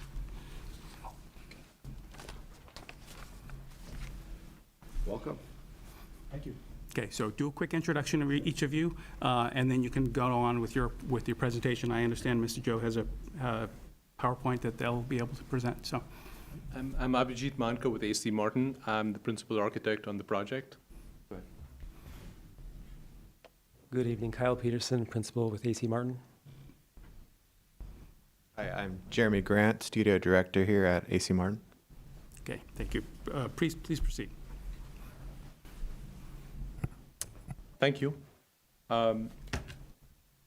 Thank you for this opportunity to present our project here. I'm going to make some brief introductions. My team has been introduced.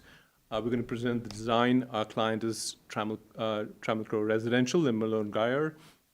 Our format of our presentation is loosely a 3-part presentation. I'm going to make some introductions to the project summary, and Kyle is going to take on the design vision. He's going to explain the design vision and how we've interpreted the comments that came in and the revisions that we've made.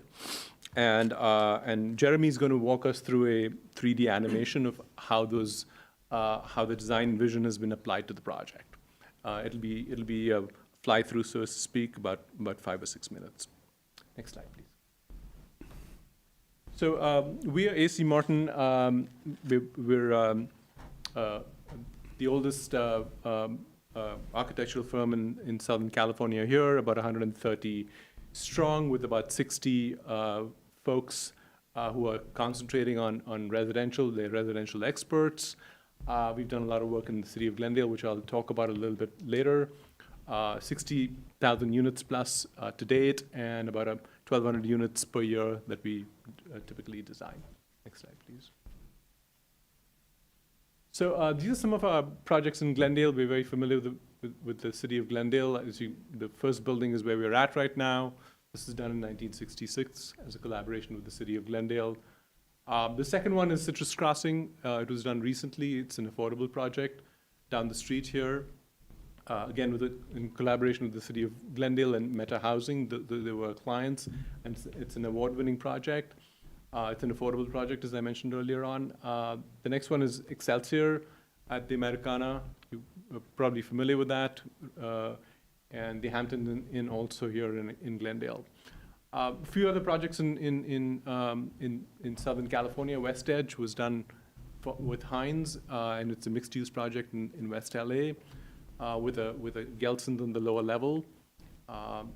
We've done Wilshire Grand in downtown. You're probably familiar with the skyline there. It's again a mixed-use project with a hotel on the upper level and an office building below.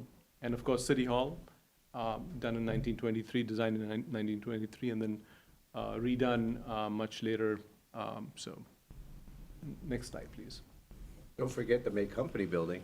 Yes, there are a lot of them. We could spend a lot of time talking about the work that we've done. Slide number 4 here. This is basically a site orientation and development summary, so to speak. As Dennis earlier mentioned, we've been through an extensive design process with the city. The initial design was conceptualized in 2020, 2021, and we went to a stage 1 submittal in August of 2022, and city council meeting following that, and stage 2 submittal in 2023.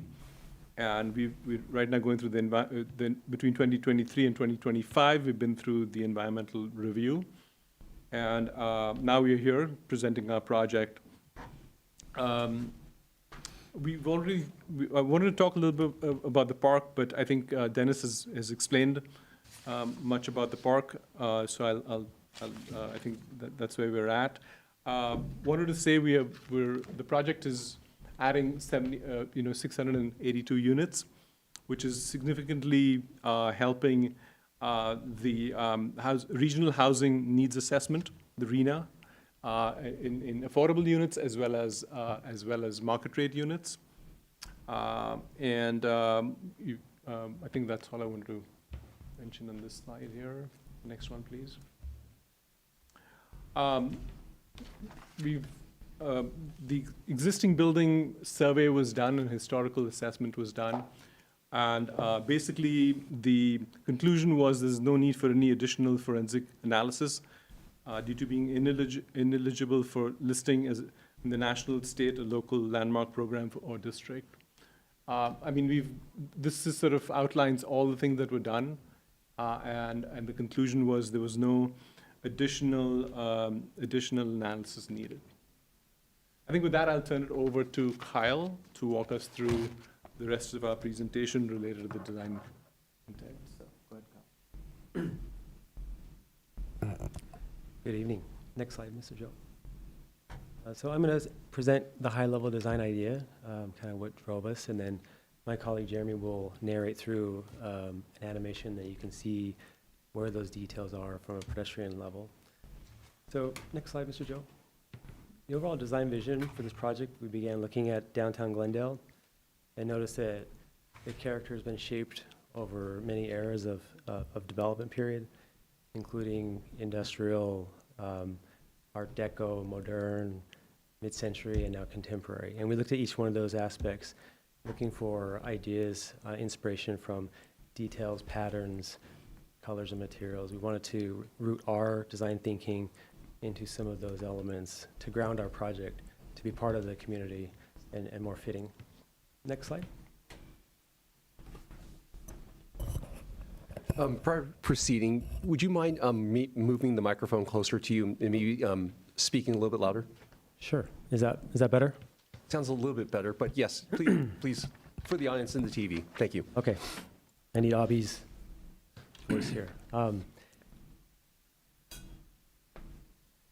Okay, so given the nature of the near entire block development site that we're dealing with here, we were very intentional about breaking down the project into a series of distinct building massing, almost like individual communities, create a fine-grained development pattern and cadence suitable for the district. Each one of these communities or massing typologies, we felt it was appropriate to assign a certain characteristic that kind of echoes those prior development eras I just spoke to.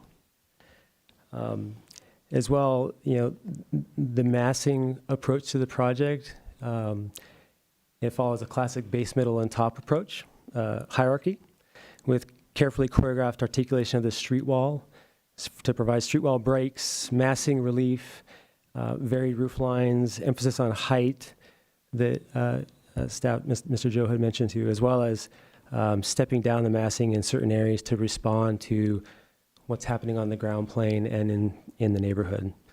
And the result is a variety of form and expression, really a timeless composition, human scale that integrates nicely with the neighborhood fabric, we feel. Next slide. And then in terms of the architectural and landscaping details, such as the plantings and materials and types of plants, paving, materials, patterns, as well as architectural and facade details, we're inspired by the jazz and classical modern motifs found and revered throughout downtown Glendale.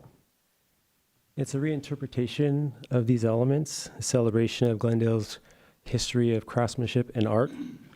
And again, we're hoping that this will result in a cohesive design as it relates to the ground plane and where people actually will participate and populate this building, creating a memorable experience.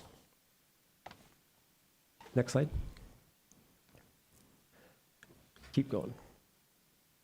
So I'm going to walk you guys through some of the orientation on the key plans, starting with the site plan here.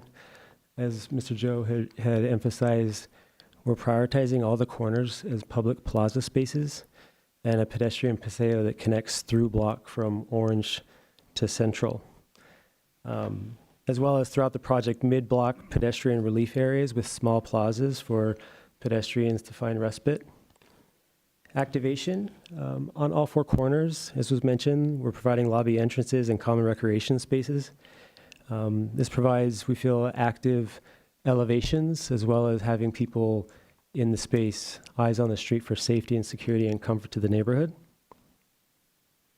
And vehicular entry is provided off California, as mentioned, as well as the newly proposed alley from Orange, connecting back with an additional vehicular entry point along that alley and pedestrian and paseo. Additionally, the ground floor has ground floor stoop-style residential units and live-work units for shopkeepers. Activate the streets and paseo. Additionally, it fully encapsulates the parking on the ground floor and completely screens it from the public view. Next slide. On the podium level, we've got a series of courtyards, which really opens up the massing outward towards the street for spatial relief in multiple locations on the primary streets. These courtyards are activated with recreation rooms immediately adjacent, such as fitness centers, clubhouses, business centers, etc., as well as some really exciting pedestrian portal connections that connect each of these courtyard spaces together for ease of access and continuity across the project. And the central spine is a residential outdoor open space that bifurcates the project into two with a row of trees and additional seating areas. Next slide. This is the sixth floor plan. I think Mr. Joe alluded to this quite successfully. We're providing in certain areas significant step-back areas, such as shown in these building sections, for modulation of street wall, varying height, and a roof line. Next slide. And then on the top floor, we've located two outdoor roof deck areas in each of the buildings, again, to provide varying heights and varied roof lines for the project, as well as for the residents to enjoy some of the outdoor spaces. Next slide. I'm going to cycle through a series of some of these axonometric views of the design. You'll further see all of the details in the animation shortly. So this is from the corner of California and Orange. You can see how the project opens up to the street, various locations, as well as varying roof lines, and those plaza spaces that are active. Next slide. And California and Central, same. This is the area where we're increasing the height at that corner to provide more prominent height tower element, as well as the primary courtyard facing west off of Central. Next slide. And then this is the side there on the Paseo with Orange, where you can see how that pedestrian paseo links and provides a mid-block cross path from Orange to California. Next slide. Now, just quickly, some of the design evolution. Mr. Joe alluded to this quite successfully, so I won't spend too much time on this. Next slide. This is the Central Avenue elevation. Top was originally proposed, and then the bottom is the currently proposed with some of the highlights identified in the bubble. So, again, emphasis on the height, the corner, shown upgraded materials, change of, reduction of the plaster, and then the breaking up the continuous roof line and adding more height on that portion of the right on Central. Next slide. And on California Street, additionally, areas where we're upgrading materials and providing a variety of how the roof line is treated from materials and massing. As well, you can kind of see where that tower element on the corner from this elevation. Next slide. And lastly, on Orange, similarly, variation of roof line idea, change of plaster materials and upgraded materials, and provide more variety of materials specifically located nearby those plaza spaces. Next slide. So now I'm going to turn over to Jeremy, and he's going to walk you guys through an animation. Joe, if you want to flip to the animation. Thank you. Sure, if you can give me just a couple seconds here until I get to it.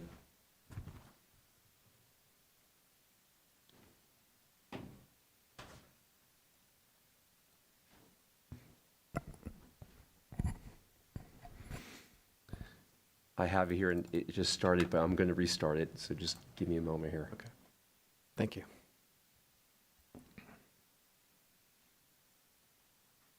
And whenever you're ready, I can start it. Okay, you can start.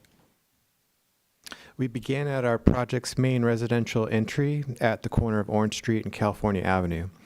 This modern style building engages the street with tall storefront glass, a fitness center, a retail shop, and a public plaza with native plantings, a unique specimen tree that provides ample shading, and seating that steps up to private amenity areas with clear connections to the pedestrian realm. Along Orange Avenue, we have a blend of live-work spaces and studios with shared public plazas. Some of these plazas may be programmed as active spaces, such as self-guided fitness routines or supportive spaces for Glendale's new independent business and small shops. Along Orange, the pedestrian realm's wide sidewalks are bordered by additional street trees and parkway plantings, contributing to a modern commercial experience with the style, character, and charm of historic Glendale. Here at the southwest corner of our project along Orange Street, we have our main vehicular entry and residential entry plaza focused on connecting residents and guests with multiple modes of transportation. This starts our public paseo, and that connects mid-block through the project to Central Avenue with an assortment of lively outdoor spaces that support co-working, social interaction, creative collaboration, and play, all alongside lush landscape planting and unique shading elements.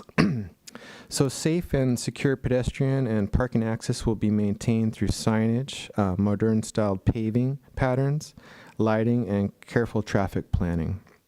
Along the public paseo, there are several opportunities to mix the private and public realm with shared activities such as gaming or fitness and pet care and other hobbies. The public paseo will be a transformative new space for downtown Glendale residents and its workforce that not only gives open space for rest and recreation, but improves the air quality and area temperature, contributing to the better quality of life.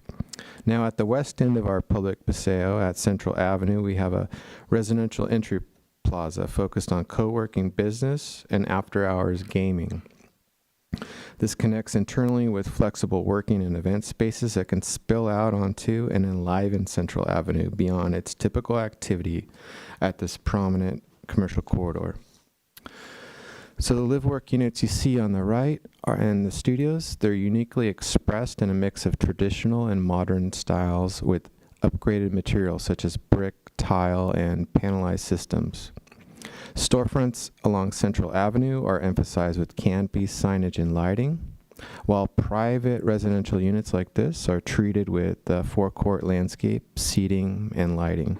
So a major building break along Central Avenue here allows for an elevated open space pool deck amenity with scenic views west.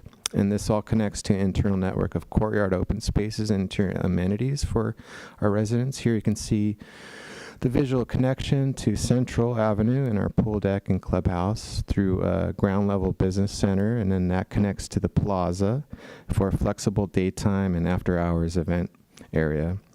So the plaza and the view along California Avenue, it showcases architectural and landscape design that will visually enliven the pedestrian realm.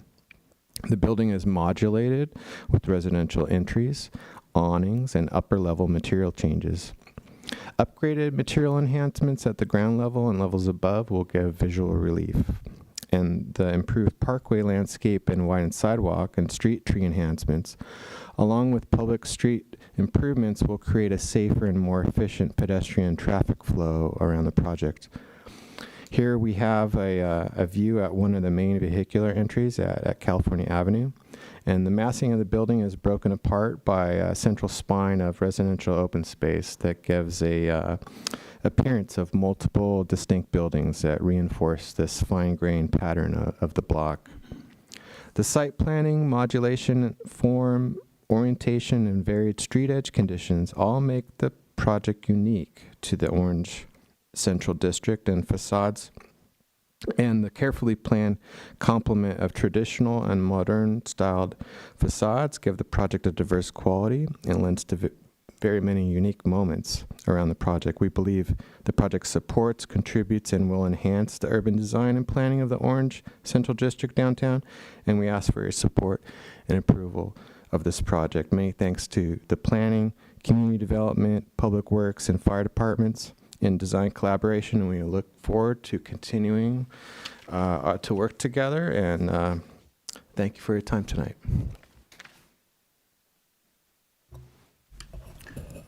Who from your team will answer questions from the board here? Okay, come on, step up, please. So, question about the live work spaces, because you've got a combination of both apartments, which clearly are not, going to be open to the public, as well as live work spaces and one little retail space. So tell me about how these will actually be activated. You talk about them activating the street level. How? What's the intention here? Because my experience is that most of these are just people live there. They don't really do anything that actually activates the street. So I'm curious how you're intending to have that happen. Well, first off, it's the the materials and the framing around the storefront entries and things and signage that will activate visually. But then we have some spacing, the adjacent space along the building with landscaping, or we'll have seating. But we've given more area to, they're not counted as open space, but we call them plazas. And so there are additional setbacks where we have common open space of the resident above, and that visually communicates to the pedestrian below across the plaza. And then the plazas will be programmed to be like communal areas. So we'll have seating and tables. You could have, we're seeing, it could be artists or architects or, any sort of maybe design services. They could collaborate outside. And those are the functions of the public open space that we're trying to leverage with the live work retail spaces. Okay. Board Member Simoni. Thank you, Mr. Chair. I'm wondering if you could perhaps have staff pull up the appropriate slides to walk us through the vehicular circulation as it relates to maybe Uber drivers, also deliveries such as Amazon, et cetera, and third, the holistic circulation of humans, et cetera. But let's start in that order, if you would. Okay. So for the vehicular access into the project, we have the California Avenue and the alley, the private alley there through, and those are the primary entrance and exits for the residents. For the drop-off, pickup, Uber, Lyft, and then we're also talking possibly, micro-mobility things like scooters or bikes. We try to centralize those in the northeast corner, where the entry where we started the Paseo. We'll have a cut, like a drop off, like a cut in on the curb. If I could step over to the.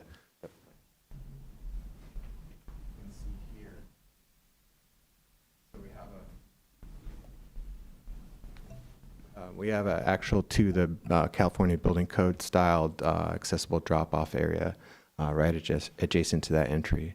And so it will not impact the flow of traffic. It has its own lane off the side, and it's direct access into the building.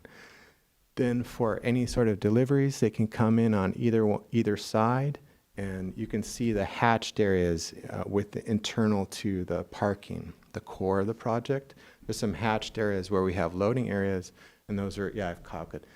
And those are directly connected to each of the 4 entry lobbies, residential lobbies, where we'll also have there'll be a mail parking spot inside, or on the street. And then we'll have all the Amazon people going through the back, basically the back of house to mail and parcel rooms. So it will not be loading off the street, or I think it's all internal to the project. See, so in regards to, let's say, for example, the Lyft and Uber, which is happening at the top right corner, it seems as though you've created kind of a lane on the right side of the Paseo where they could stack there and queue there. Pull off, yeah. How many linear feet is that? I do not recall. I believe it is between 2 and 3 parking spaces lengths. And so you think that's adequate for a project of this size with these many units? You figure on a Friday night, Saturday night, there might be as many as, 10 cars lined up, whether it's taking somebody, dropping off somebody, Uber Eats, et cetera. I mean, it just is going to be a lot of cars coming in and out. And so what ideas you think you can input to increase those queue areas Sure, to really be proportional to the number of units that are being proposed?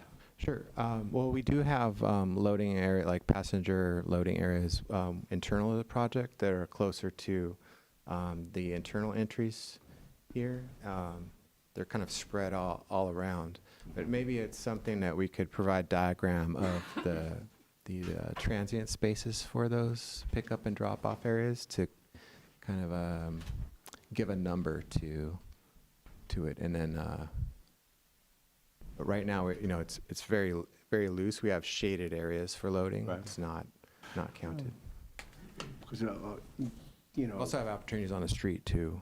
correct, but which is what we're trying to avoid. So I think with the number of Amazon, FedEx deliveries that are happening, they tend to come in spurts, right? They don't all happen at the same time, but it is continuous.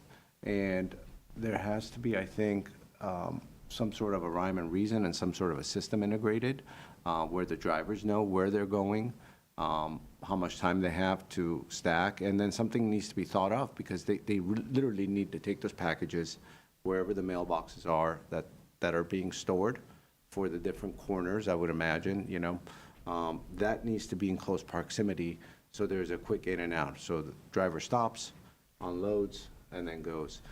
Similarly, I think for, Uber and Lyft, we've noticed a lot of congestion in the city, Brand and Central, double parking, triple parking, they just stop and then just go in, drop off whatever they're dropping off and come back, et cetera. And they tend not to, unless it's really thought out and integrated, they will stop at the street, which is what we're trying to avoid. And I think those will be very helpful to kind of integrate into the design as you kind of go to the next stage. But I wanted to ask those questions to the design team to get a better sense before we go into deliberations. Yeah, and along those lines, is there going to be gates controlling those two vehicle entrances on the north and south Yes, side? after hours, there'll be gates more internal. Only after hours. Internal to the project, yeah. There may be gates that are 24 hours that it would segregate resident-only parking. So we're wanting to allow the guest or the delivery person to come into the project at all hours. At the So street those are level. segregated. No, Okay. it's within in the project, if we could kind of block off, so you get the circulation around. So we want to segregate the resident guests from like the common circulation delivery traffic. So those areas for the guest or outsider would be open, would be more open. So you wouldn't come up to a gate and have to wait and then cause congestion or anything for their delivery. Okay. Board Member Lockhart, any questions? One slide we didn't go through was just the general landscape plan, and I would love to, are you able to pull that up? I know there are so many slides. Yes, if you give me a brief moment. Sure.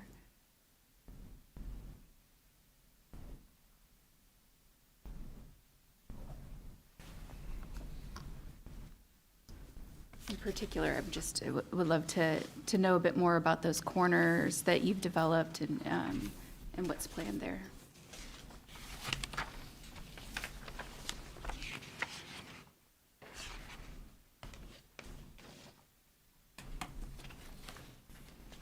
Board Member Lockroff, is there a particular landscape plan identified by sheet you might be referencing? All right, let me see. So I can zoom into it.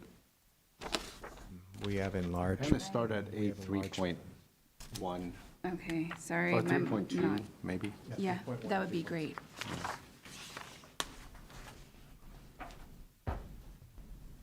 Sorry, I'm lost myself. I know L 2.0 is the planting plan on the ground floor. That would be helpful, thank you. Okay. Yeah.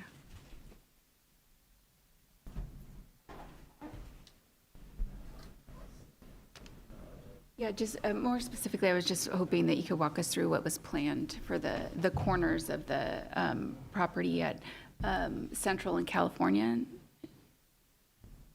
I think if you go to sheet A 3.2, and we start there, we can go through enlarged plan areas and see the renderings and Thank you. everything.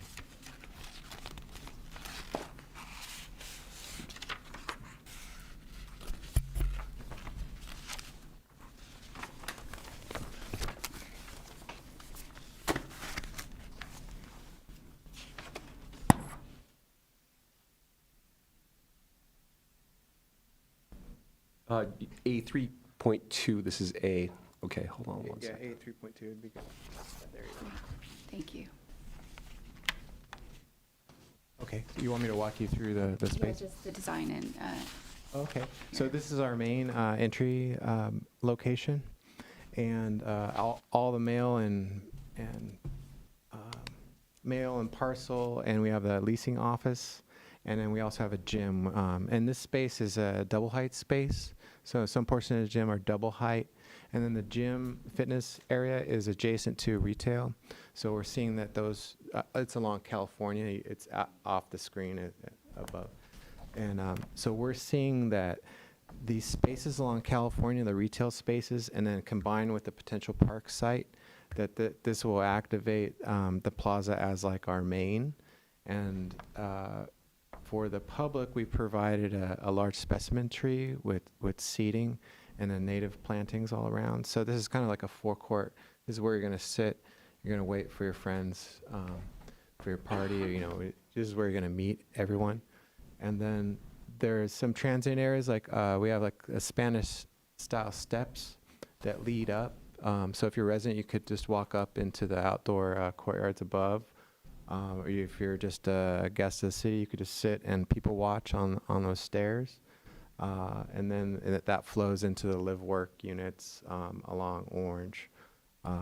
If you go to the next page, you can see how these spaces communicate above to the more fitness area. So we have like weights or cardio or something up there, but then you can walk directly out onto the courtyard. So that could be planned as like maybe a yoga spot or stretching, and kind of just integrate the activities within the building. So, on the ground plane along Orange, we're integrating with the pedestrians, giving them a place for respite or social interaction. That's the identity here at California and Orange. If we move on to the next sheet, is along Central and California. This is. I'm sorry, did you want the next sheet? Yeah, if you want to. Did you want me to go through all the spaces or just that one? I think that was a good example for me, unless the board would like to hear more. That was was helpful. sufficient. That was helpful. Thank you. Can we talk about this one for a moment here? Because this is the California and Central corner, probably one of the more prominent corners here. And you say it's an entry to the building, but it's listed as Flex Space Business Lounge. So is that actually a publicly accessible entryway into the building? Yes. It is. Yes, it's dual function. It's so large, and we have these four corners, and we're picking the California and Orange as a primary celebration entry point because it's so the proximity to brand and all that activity. And so on this side, it's more for the, you're talking about boulevards, major boulevards. So it's exposing people to, the charm of Glendale around the street. And so the activity there is more focused around business events, like maybe you have a Biz Now event or something, and it can spill out onto the street. That's during the daytime or morning or something. Then later at night, it's going to be for the business crowd, the office crowd, but it's after hours, so you'll have maybe a golf simulator, cocktails, like a mixer or something. And we're hoping that with the live work units and the current workforce there, that it becomes like a daily nighttime experience there, and that's on both ends of the building along Central. So we're really trying to tie into the commercial corridor aspect of that. Okay. Thank you. More questions? I'm sure we'll have some more I'm sure a we'll little have bit more, later, yeah. but Okay. no more right now for me at least. Thank you. Okay, thank you. Thank you. All right, so we will now move on to the public comment period. If there are speakers who have not yet turned in a card, please prepare a card so that you can have your voice here heard. So I have 3 speaker cards. I'm sure there's probably some callers, but we'll go through the cards first. First up is Mr. Damian Sullivan.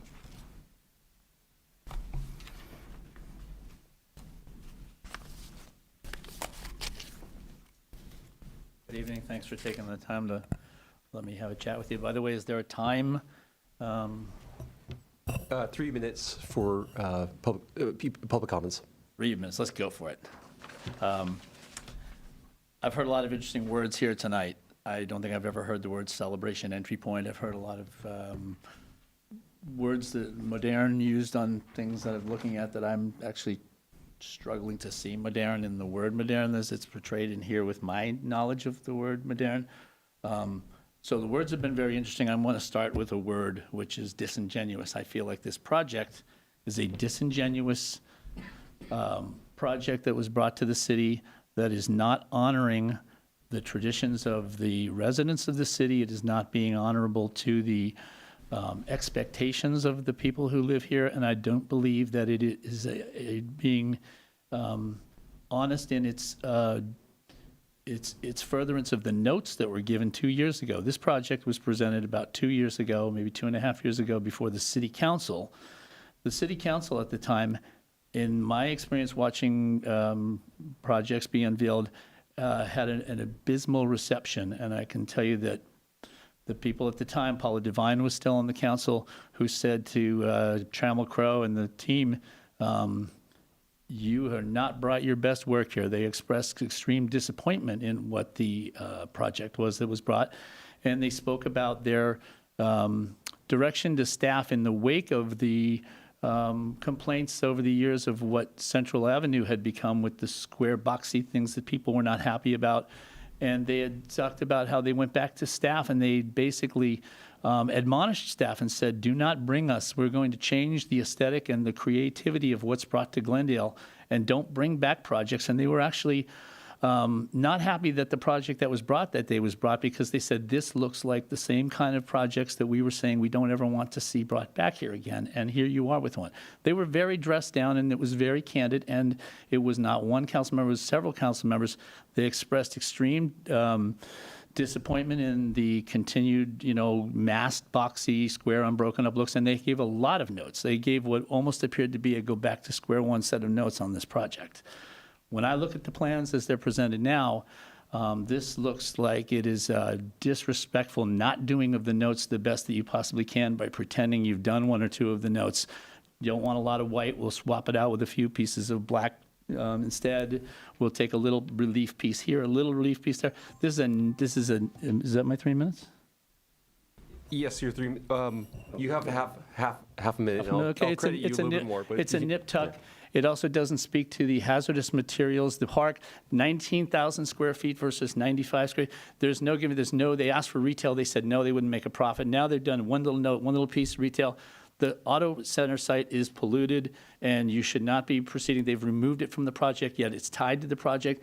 Everything about this, to me, feels disingenuous, and they're also taking out a historic Sears Tower in the process. Thank you. Thank you. Okay, next up is Lisa Morris.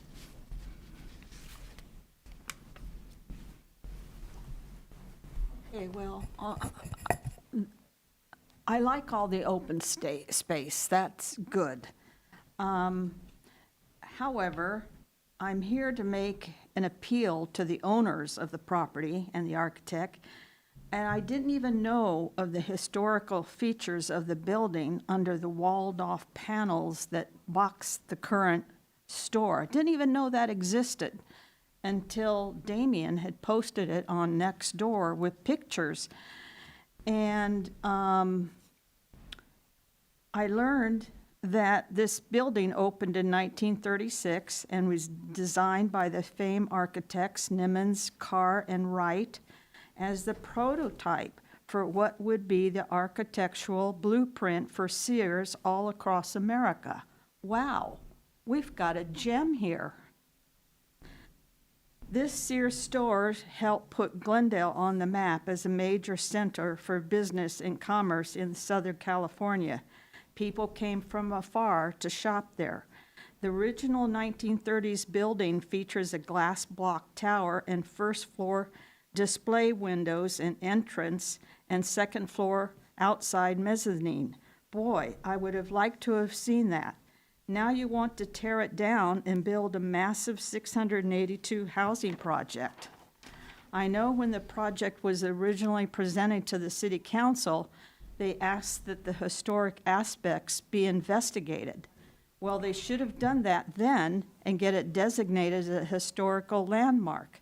Now with the passage of AB 130, you have been given the right to develop the property not already designated on the historic register. I don't agree with that part of the AB 130.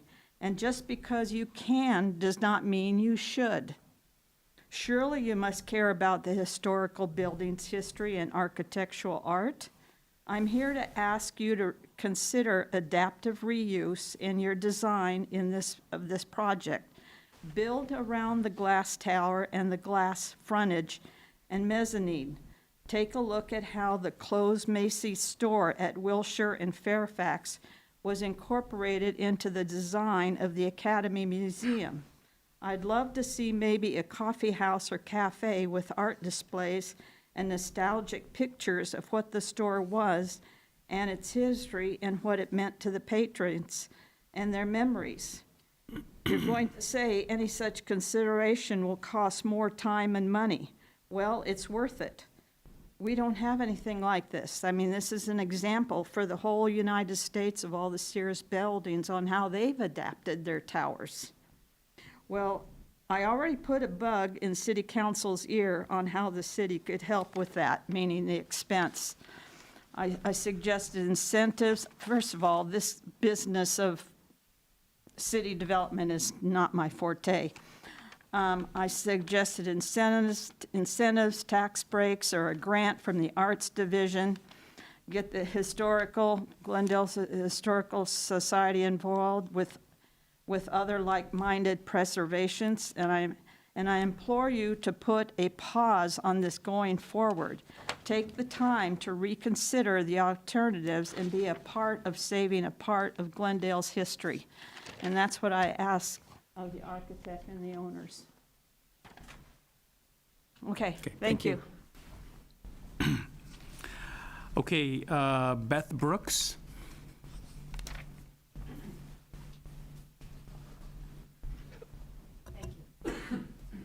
I live a couple of blocks away from this, and I'm coming in late on this, but I've heard some very, also fascinating terminology, about activating signage as opposed to activating the community. Again, celebratory doorways. I'm from New York, so I've seen the worst and the best of architecture. And to me, this is like the projects. I don't know if you know anything about the projects in New York, but that's what this is.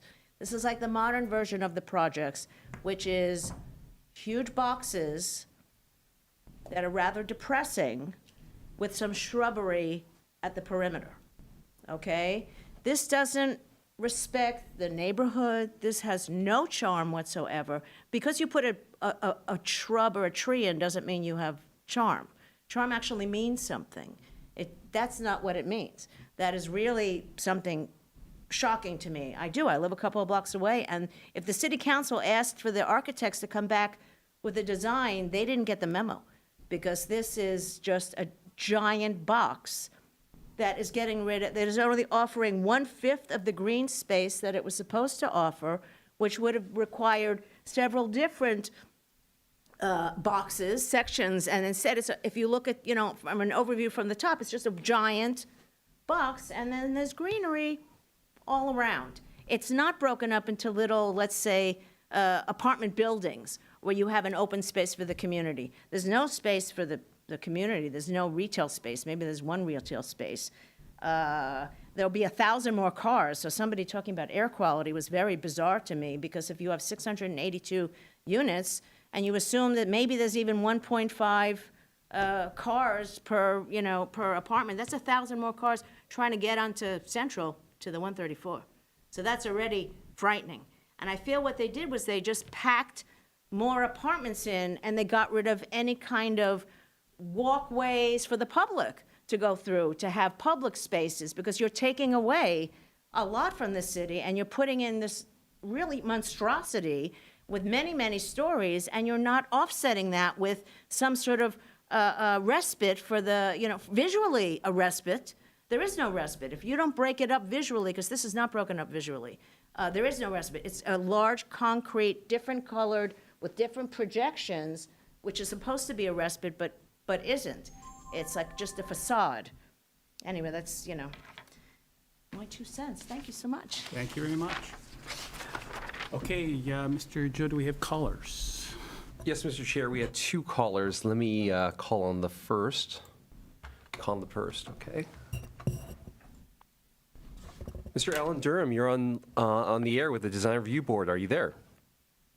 Yes, can you hear me? Yes, if you can speak up a little bit louder so make sure that everyone can hear. I greatly appreciate that. Okay. We'll give you 3 minutes, and we're going to start right now. Thank you. Is this better? If you can speak up a little bit louder, if possible. Yeah, okay. City Council, their meeting on Phase 1 design review was on December 6, 2022. Council was quite critical of the initial design and recommended major conditions on the project. The revised design looks basically unchanged from the Stage 1 design review, although there have been minor tweaks to the design. Regardless of the various modulations on the facade, the project still reads as one massive boxy building dominating almost an entire city block. The council recommended more variations in the height throughout the structure, yet it still remains a predominantly uniform 8-story high building.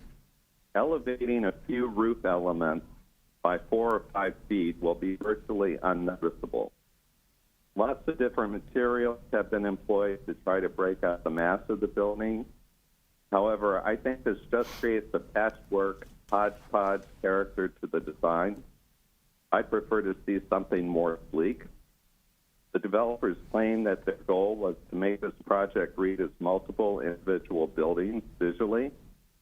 However, much more work would need to be done if this is to be achieved. It does not read as individual separated buildings.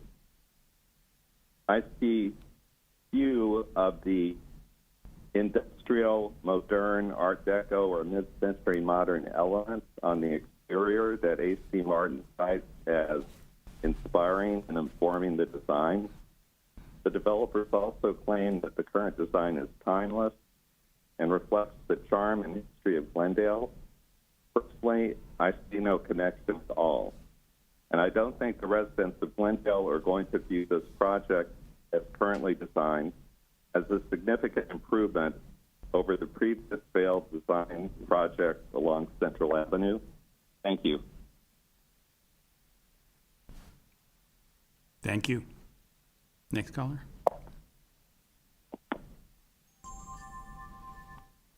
Francesca Smith, this is the Design Review Board. You're on the air.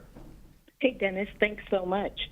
I'd just like to say that as a longtime resident of Glendale, this is absolutely embarrassing. Unfortunately, the general public does not often look behind the curtain to see how this kind of sausage is made. If they did, they would understand how terrible this process is. They would be seeing hocus pocus, sleight of hand in this meeting, and would feel like it was an abomination. I was thrilled that one of the previous speakers talked about the historic building. Investment tax credit project would be a great idea for this. I'm sorry I didn't introduce myself. I'm an architectural historian and historian, as well as an environmental professional with more than 40 years of experience teaching at UCLA, USC. I've received numerous awards throughout my career. I've done design review all over the country, and I've worked a great deal with A.C. Martin and Associates. I'd like to say that this project looked like a GMAX prison before, perhaps public housing, like Beth Brooks said. Unfortunately, as currently presented, it just looks, despite the use of pretty words and references to styles, it just looks like a different GMAX prison or public housing project. The proposed project would shortchange more than 650 households of the open space required by code. If the Sears Auto area were the potential park, it would add only 15,000 square feet to the already super short open space. Instead, they may or may not get a city-owned proposed potential park. It's not being presented tonight, so nobody really knows what it would look like. Kids, get your hazmat suits ready. Let's go to the potential park and enjoy some pedestrian connections. You all heard Mr. Joe's thoughtful presentation tonight. The applicant was told to make a lot of changes, but did really minor changes. For the most part, didn't do any. The idea of a celebration entry I've come across before. It's what Starbucks calls where they hand you your coffee. I worked with Starbucks. It wasn't fun. The project is shown in these plans from outer space, not from the ground where most of us residents will see it. In some places, it's about a quarter of a mile away. If you're going to be in the potential park, the brownfield, you will see, sorry, I'll try to wrap it up. Thanks very much. Even the alterations can only be shown from the perspective of about a quarter of a mile away. Don't give us vinyl windows and tell us that it's a charming project when it's not. It's just cheap and fits in as many people as possible into a giant complex. Unfortunately, the TV feed and the architect's descriptions are out of sync watching it from home, not because of technical problems, but because their words don't match what they're saying. Materials don't activate properties. Human activities do. Thanks so much. Thank you. Was that the last of the callers? And that is the last of the callers. Okay.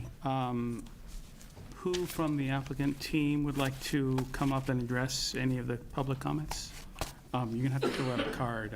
Okay. Very good, thank you. Mr. Rodney Kahn.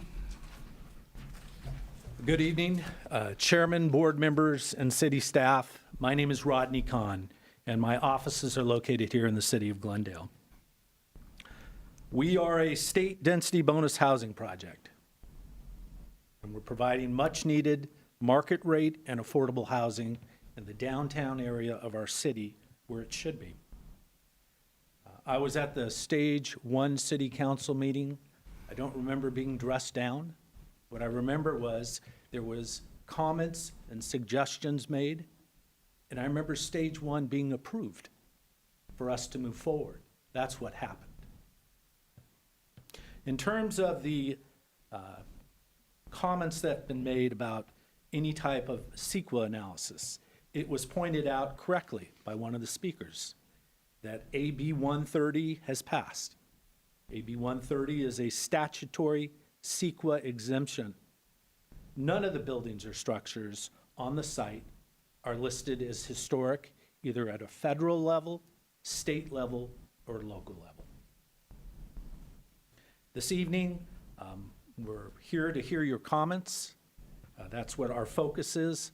I hope we receive your comments. I hope that we're able to address your concerns or your thoughts that were presented. I thought the architects did a very good job in terms of their presentation, also through the animation that could walk you through it.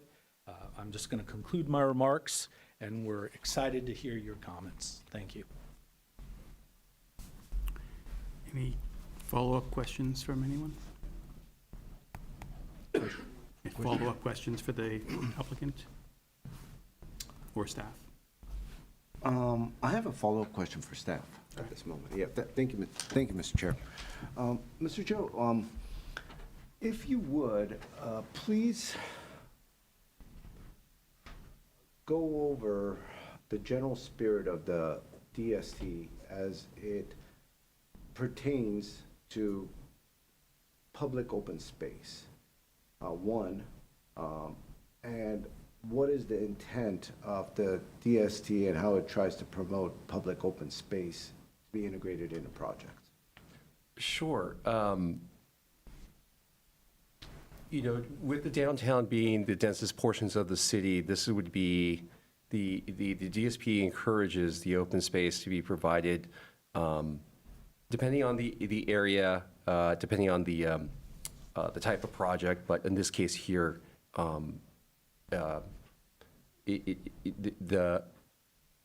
they provided almost the amount. They're asking a certain amount of waivers. In this case here, the publicly accessible was going to be decreased by 17%. But to answer what board members Simonian's question is, it's to encourage having an invitation to the public so that when you're at the public interface, that the pedestrian realm, the public realm, they're able to have visual relief other than just building walls and buildings in front of them. So that's why we have encouraged and actually required publicly accessible open space, which in this requirement here is going to be 50% of the required open space. But in this project here, they do have their courtyards at the corner. They do provide their paseo, which is along the alleyways at the south, which connects from Orange and also as well from Central. These open spaces are to provide that relief once again for the public so that they're able to use these spaces as some relief, which they are providing as far as, like, once again, as the paseo. And in regards to interaction with the public street, in regards to vitalizing the street, What is the intent of the DST as it pertains to commercial spaces along the corridors? Sure. While the land use table kind of dictates, what is desired, or that's just kind of like how we, as planners, or we take guidance from what kind of programming, and I'm not when I talk about programming, I'm talking about just like land uses. In there, it's supposed to be a mixed use. And we encourage some activity as far as commercial spaces, as you're mentioning here. So there's a symbiotic relationship with the other businesses so that someone can get a cup of coffee, they can go shop at a regular retail store, they can go to the Alex Theater. It's supposed to have that symbiotic relationship as far as the energy, the land uses, the pedestrian experience, and so forth. But the code does permit by right live-work units, which is supposed to provide like these units where someone can have a small business and cohabitate at the same place and have their business as well, which technically could be, if it's separated, like a coffee shop too as well. But traditionally what we've seen is, maybe the accountant's office, tax preparer, so forth, some of those more low intensity uses. But as it relates to the downtown area, yeah, we do allow commercial uses, restaurants. It's encouraged. Sure. In regards to percentage of commercial space that the DSP wants or dictates, is there a percentage, or how does it define the amount of commercial space that a project should have? How do the design guidelines kind of relate to that? I might want to look into that a little bit further, which I can get you an answer on that. Okay. In regards to the park, and I'm asking from staff's point of view, and I agree with Board Member Walsh, that this was a major thing, when this project came forward. The park was kind of one of the public benefits that was being provided to our city. Trade-offs. And so as far as what's being proposed now, what sort of communication has occurred with the design team, as far as connectivity with the project? How does this connection occur of the park to the city? More importantly, not just more importantly, but maybe as importantly, to the 680 units that are being proposed? Because we haven't seen anything except, well, if the city chooses to buy it, then it's the city's problem to clean it up and create a park on it, from what I'm hearing. Now, that said, how does it connect to this project? I think as the project, in the beginning of stage one, there was a lot of thought and involvement of this being the open space, the park, the open space release, say not in a code sense, but more of a how it's going to be used. But I think as, the direction as far as what's most beneficial for the applicant, or how, that's not maybe the right way, but how the project kind of more evolved, they made it available for the city to purchase and make its own park that way, in that form. So we kind of take the responsibility as far as buying it, designing it, and providing the public park. But here we have the authority within this board to talk about site planning and connectivity, and we're not really discussing how to connect to this future park. So I feel as though that should be something that we talk about internally, of how does this occur and how should it occur in the future? Because if it's not built in now, it's just not going to happen. So I wanted to get your thoughts on that. In regards to PSEOs, and I have a question as it pertains, and I'm going to ask this in a kind of at 30,000 feet. If there are kiosks put into a PSEO, in a public PSEO, for example, the coffee guy or the guy selling little dolls or whatnot, like we have at the Americana, Do those require parking from the city's code point of view? And in light of this project's close proximity to not only the BRT that's coming, but the major transit corridors, there should not be any public parking requirements, I would imagine, if there are kiosks placed within these PSEOs. Am I correct in that assumption? Yeah, I think you're correct. And mind you, the project is overparked. They're required 700, and they're providing like 930, 700 and some change, 740, let's just say, but somewhere in there. But they're overparked at 930. Okay, that's wonderful. That is really wonderful. That's truly wonderful. But in regards to really vitalizing the PSEO and vitalizing connectivity, if there are those elements built in, it may be a win-win, and at the same time, it would not be adding to their parking requirements, is what I wanted to focus in on. Does the DST dictate or allow for mixed live-work units to be completely substituted in the place of, or in lieu of, commercial? I'm sorry, say that one more time. Downtown-specific plan allow for live-work units to be substituted or in lieu, used in lieu of commercial spaces? If I can double check that, but if it's a permitted use by right and it's allowed on the ground floor, they can program, the applicant can program their ground floor to have that as well. To have that? Yeah. And then you're going to look up to see if there's any Connection square for footage? commercial in the minimum Okay. as far as at the bottom. Yes, absolutely. You did bring up something as far as with PSEO. I'm going to take a look and review while we're having discussions here of the design criterias of the PSEO. And I know we did talk about during the applicant's presentation that they had like some relief for loading and parking, but I want to advise me, we need to discuss this, that the PSEO and design standards within the DSP prohibits parking and loading. It does have design standards of what it's intended for and how it's designed for as spaces for congregation, recreation, for walking spaces, for outdoor relief.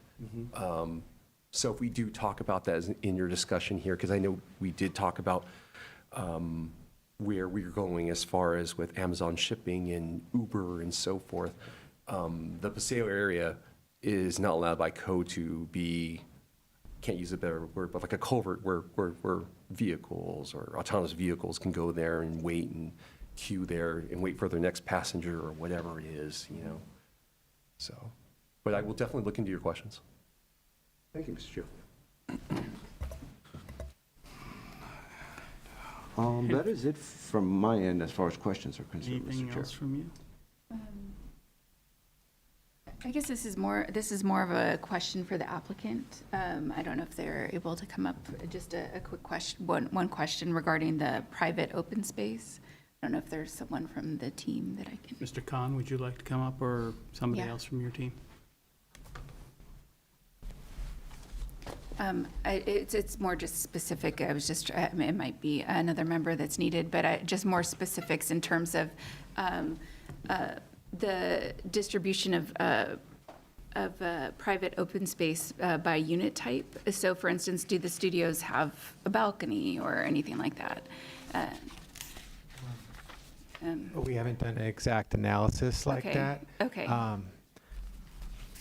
Okay, I was just curious because I also, we were talking about the studios were 100% low income, if I'm understanding correctly. Is that accurate? And so I just wanted to see about the private open space as related to. Yeah, I mean, for all the different unit types, there's a mix. There's like the studios, all the studios like may or may not have the private open space. It's Okay. not like we're saying the studios don't have any Okay. open space. Okay. Same goes for all the 1-bedrooms and 2s and 3s. There's just different. There's so many configurations. Yes. Okay, got it. Thank you. Okay, so with that, I will close the public hearing, and we will move into board member deliberations. We can get Mr. Simonian back on the dais. But we're going to start off with you, Ms. Lockerup. Okay.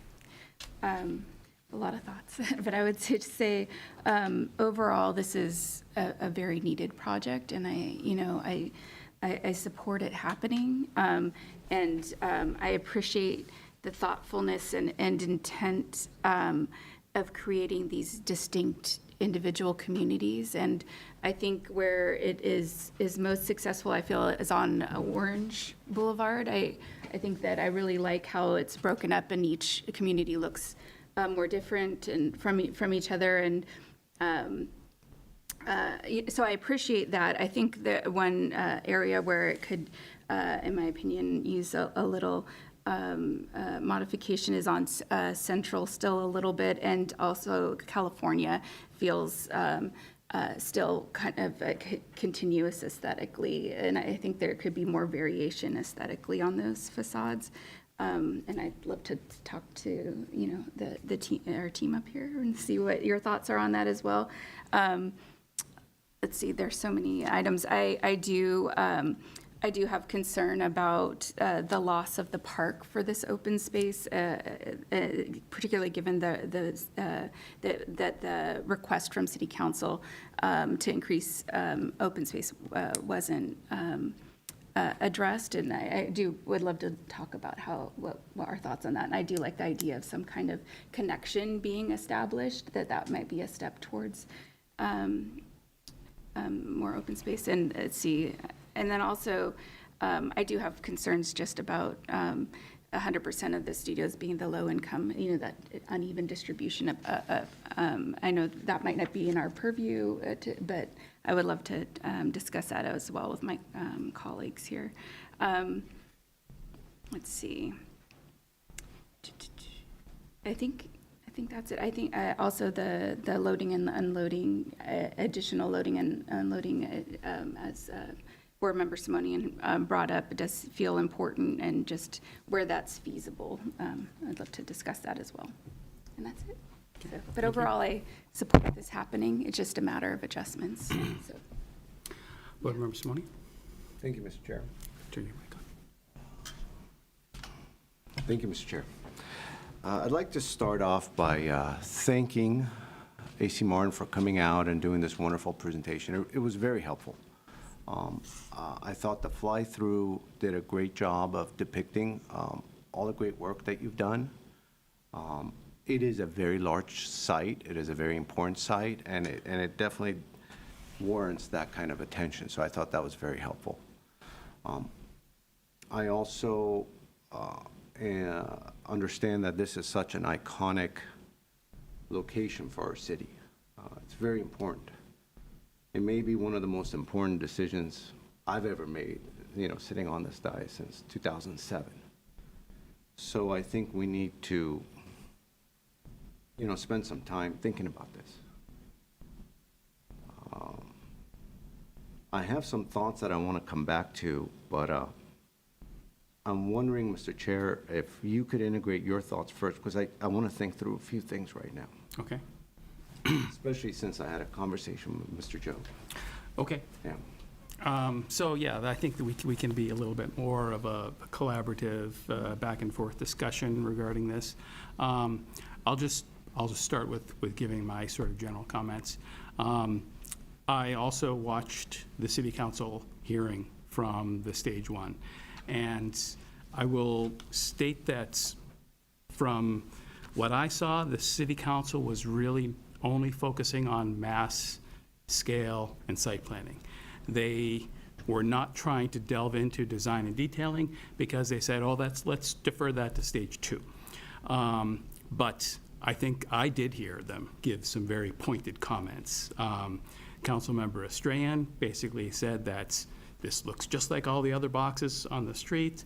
I think Mr. Brotman was more in favor of it, but Ms. Devine was definitely, it looks too much like the other boxes.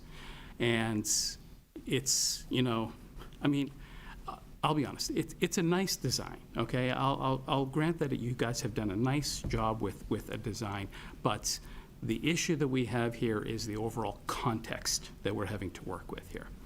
First of all, you have a historical building. Even though it's not technically a historical building, we definitely have a lot of people, and myself included, who have been customers at that Sears for over many, many decades. And it's a shame that it doesn't present like that today. But underneath, it is actually still there. And you really referenced it as part of your iconography there and inspiration for the project. But I don't really see any kind of streamlined modern in this design. I see really just modern, like pretty much most of the other buildings on Central Avenue. Better, but still very much in the spirit of what is already existing there and which the City Council has been complaining about before. So I think that's, there really does need to be a little bit of a increase in focus on differentiation between the forms, because right now there's still a lot of similarity amongst them that does not really represent true differentiation that would really say this building is completely different than that building. I also think that the use of some kind of a streamlined, modern approach would work, and especially if you could actually incorporate the facade that's there, at least the facade of the Sears building and that iconic tower. If you could build that in and design a framework from that, I think it would be, you know, a nice nod to the community. You're, after all, imposing the largest development project in the city since at least the Americana, if not even more so. I mean, and it's, in terms of unit count, I think it's twice the size of the Americana's housing counts. So it's a big project. It's a very imposing project.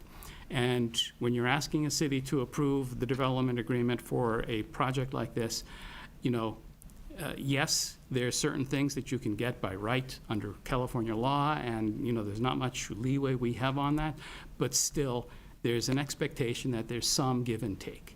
And especially to have the park element, which previously under stage 1 was listed as basically a community, you know, benefit that was integrated into the project, and now to hear, oh, that's not part of it, that's something separate, that the city can buy it if they want to, it's kind of a bait and switch, or at least it feels like that.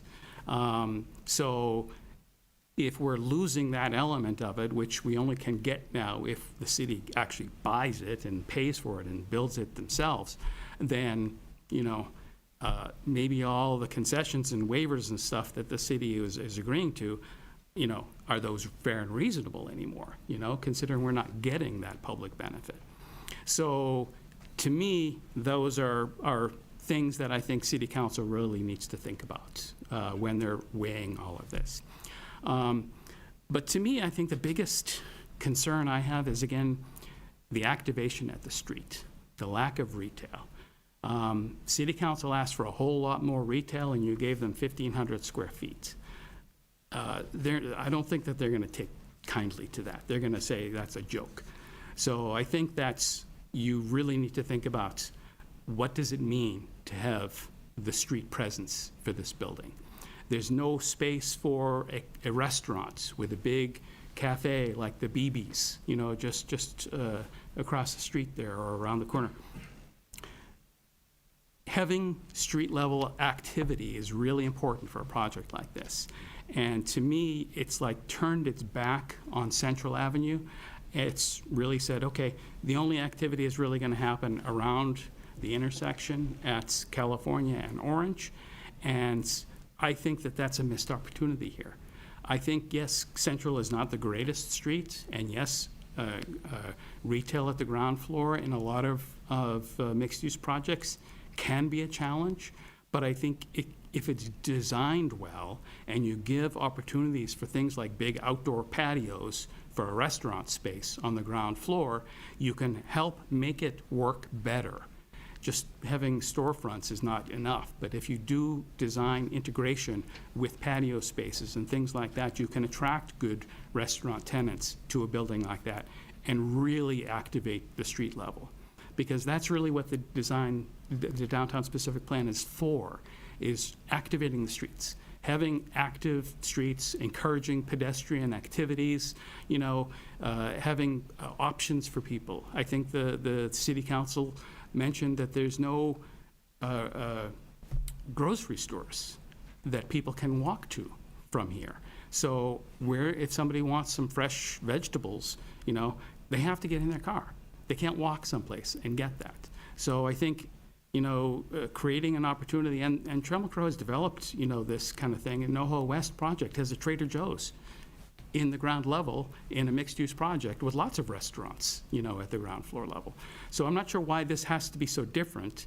I think that a reconsideration of the program and really focusing on bringing retail activity at the street level, well-designed, integrated into the publicly accessible open space, will go a long way towards really addressing my concern about that in terms of how this is addressed at the street. So those are my comments. So I'll turn it back over to you. Thank you, Mr. Chair. And Mr. Joe, did you have enough time to look up that one question regarding the downtown specific plan as it relates to? Yes, thank you, Board Member Simoni, and thank you for the additional time. Okay, so in the DSP, the only streets, sorry, let me back up. In the DSP, there are types of streets where primary frontages, that's your Brand Boulevard. There's entertainment streets, that's the Artsock, Maryland, former Maryland area. And there's residential streets, which is kind of between the Civic Center and us and Brand Boulevard and Maryland. Those are the residential streets. And then there's streets that are not really identified. They're neither one of them. The only type of frontages of type of streets that commercial shall be provided is the primary frontage. Now, these commercial are encouraged. And in just kind of like what we're talking about right now, it's encouraged to have that pedestrian ground floor activity, inviting. It does encourage all these things, but it's kind of dictated by the land use table. And each area kind of talks about what its goals and aspirations are. But to answer your question, only the primary frontage streets, which is along Brand Boulevard, and some of the turnouts, but it doesn't touch any of the areas. Okay. So in regards to the 4 streets, or the 3 streets, really, around the property, they're not identified as specific thoroughways that require an abundance of commercial. Correct, but in a sense, that is correct. But, and as far as staff's point of view, what would you say is the front of the project? I know the Orange and California corner are being predominantly activated, but has there been conversation as to where the actual frontage is? When we talk about frontages, California, Orange, Central, they're all street frontages to us. Yeah. And they all have public interfacing. We like the idea of the Paseo too, you know what I mean?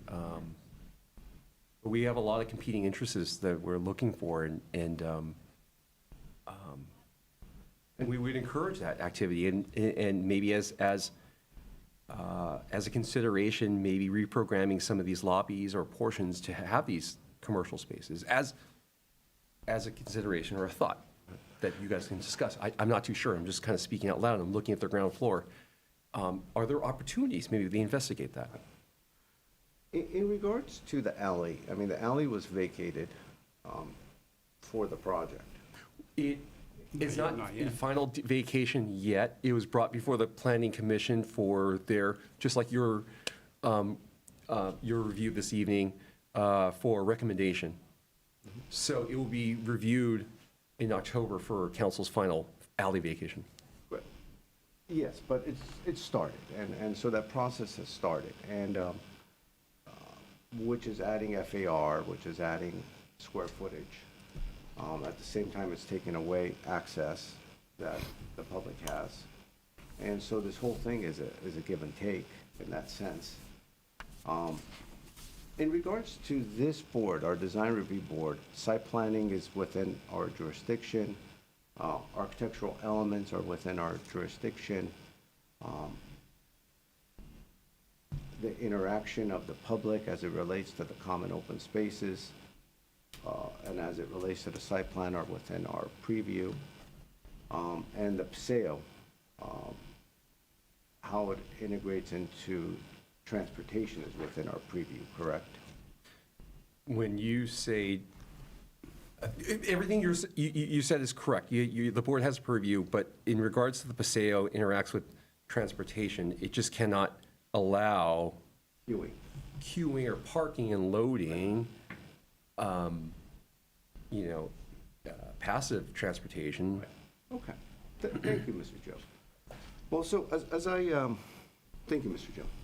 As I had indicated, I think we have an opportunity here to create something special. I think the corners need to be revitalized. I think the architectural elements should be celebrated at the corners. I think we have a gateway opportunity at Central and California. And so all the building corners, really at the four corners, should be activated and architecturally significant. I think it lacks enough queue for the pickup and drop-off. I don't think that should be integrated into the PSEO because the PSEO should be its own special thing. I feel as though the PSEO should actually go a step beyond and really start talking about that interaction with the public of creating spaces that can be utilized maybe by vendors, coffee vendors, other kind of unique things that don't really require parking, but will vitalize and revitalize that PSEO. I think the connection to the park absolutely needs to be thought of at this point in time. I think this is a missed opportunity for us not to talk about it. I think if we don't talk about it now, we don't integrate it now, it's just not going to happen. And this is a portion of Central that is beat up and forgotten about. But portions of the Americana were beat up and forgotten about, before it was built, and look at it now. So we do have this opportunity, and we should use this project as the catalyst for that. Now, we don't have an issue with the density. One could say it is too dense or whatnot, but it's state law, so I'm putting that aside. In regards to the height and the FAR, state law, I'm putting that aside. But it is absolutely within our preview to talk about site planning, and I think that needs to be integrated in regards to deliveries, in regards to the lift, et cetera. I feel as though the park, as I mentioned, needs to be worked into the project. And council specifically asked for the large stucco masses to be, provide more undulation in those areas. And, you guys changed the colors from white to gray, et cetera. Now, I feel as though that's a lost opportunity and things could happen there as well. For example, I think one of the most successful facades is off of Orange, kind of mid-block. That is a very successful kind of facade. And so that kind of thought should be integrated, I think, into the corners and into the project. As I said, I've been on this board since 2007. I've seen a lot of projects, and most would say I tend to be towards development. I promote housing, I promote development, I promote property rights. I'm all about density bonus projects. I'm all about everything that comes along with it, because that's my practice as well. That's what I do. However, this is one of the most important projects that's going to go through our city. It's just, I can't emphasize that enough. So we need to spend time on this. And I feel as though if this isn't done right at this point, at this hearing, by the time it gets to council, there's going to be so many big picture items being discussed that it's going to be a lost opportunity. I absolutely respect the work AC Martin does. I think you've done a wonderful job breaking up the buildings into specific components, breaking up the massing. However, it's not quite there for the most important project that's going to occur in Glendale in the next decade, maybe even 2 decades. So I wholeheartedly cannot support it. If there is a return for redesign, I would say let's do it. Let's move quickly and come back with a project very quickly. We will give you our utmost attention to review it quickly. But we can't just, I can't let this go in a clear conscience and say, let's move forward, and here are my comments, and the developer will. So, Mr. Joe, is that an option for us to return for redesign? Because this is just an advisory thing. Correct. As mentioned before, this is for advisory and for the board's comments to be forwarded to the city council for their final determination. And so, do we have the option to say, this is such a complicated project, if it goes to council, council is dealing with so many items, that why not have the opportunity for them to come back and integrate these things? So we could actually set something that has passed this board, that this board says, you know what, these items have been fixed. These very important items have been fixed. Yeah. Well, the applicant has requested to be statutorily exempt from AB 130, which there are very strict timelines where the city must bring this to a determination for its either approval or some determination needs to be made.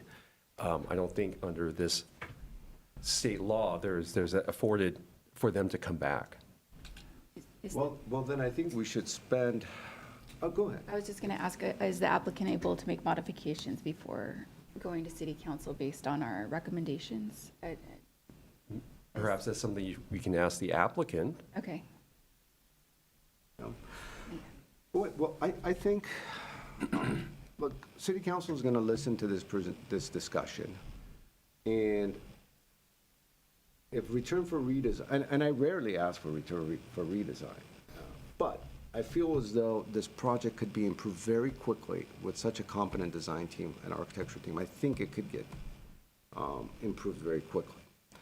That said, I think we need to be very specific as to, let's say, 12 items that the architectural team needs to address fairly quickly. So when they go to city council, that list is presented to council, and then council reviews it, and in their determination, whether they think it's correct or not, or if our recommendations were correct or not, they could choose to ignore it or sustain it. And so I think we could take the time to itemize that list this evening, and I think we should, and it should be a very concise list, not just kind of a loose thing that's usually done with these kind of advisory hearings, Mr. Chair. Okay. All right, so on that basis, I'll chime in with one thing, which I've heard both of you say, which is that you feel that the orange facade is the most successful of the facades that have been presented to us. Correct. And I concur with that. I agree with that.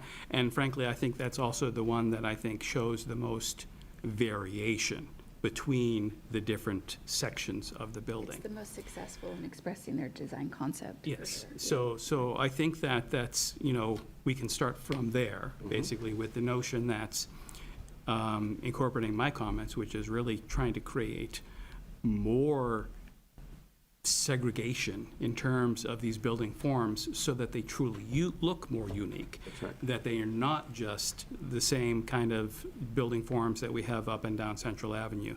So, the Harrison is another example. It's a building, maybe a block or so away, but that's a much more successful design than the other stucco boxes. Right. So I think that's maybe some element of the design can invoke elements like that it's a quite different design language than you see in the other buildings. And so it truly creates a different kind of a look. And I think if that's the idea, and I think that's what council was kind of aiming for, is don't make this look like one big project, like the projects, as one of the callers said, that's, is truly one big project. that may not be the greatest design, or the most beautiful architectural statement thing, but we have to live with this project, for the next 50, 100 years in the city. And so that's what we have to represent here is the views of the people who live here and have to engage with this project all the time. And that's why really, for me, the retail aspect of it, the street view component is really important. And then, making sure it's just not one big stucco box. Right. So I think that's what I would chime in with is certainly I still believe that if they can incorporate, at least the facade of the Sears Tower into that and have that, evoke some design language with that portion of the building that truly is a streamlined, modern kind of a style, I think that would be nice. That would certainly be a signature gateway corner representing the California and Central corner. They can do other things at different corners. Right. Because Right. again, we're trying to create something that's And that should be one of the bullet points, right? Is as far as the facades are concerned, let's say number one, the orange facade seems to be the most successful in having the variety.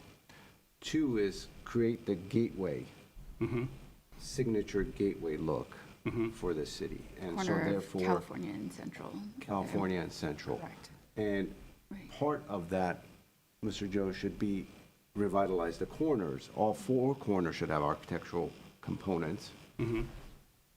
Number three, perhaps, is think about the Sears site, what was there and how you could integrate that streamline, motif into perhaps that corner.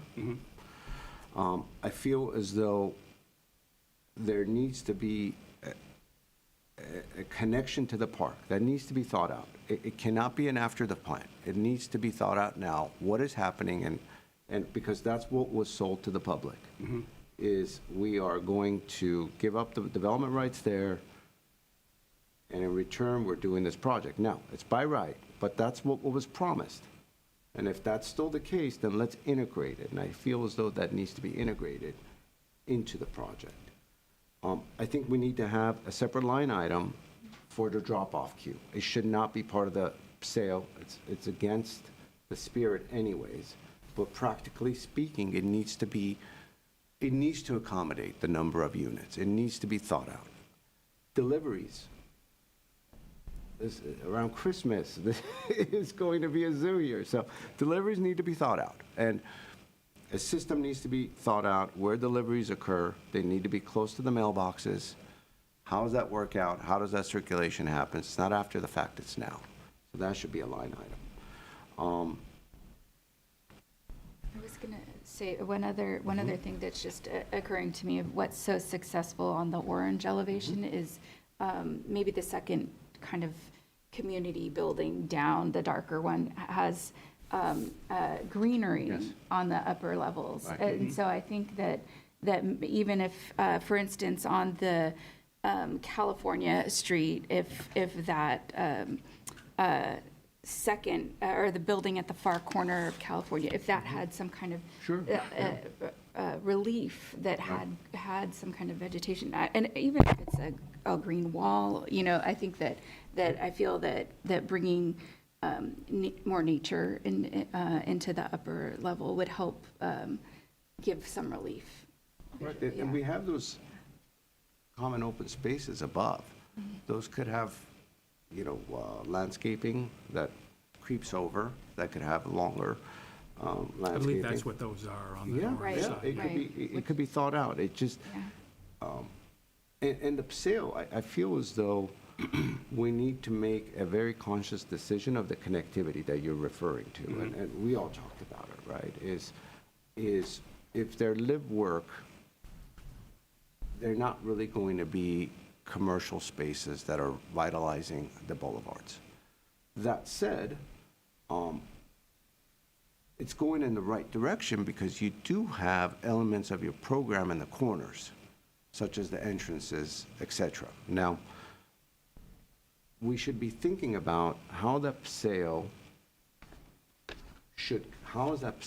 going to be connected to Central, and what areas are there? Now, there could be areas, as I said, for kiosks to occur, for public outdoor chess areas, other areas for concerts to occur.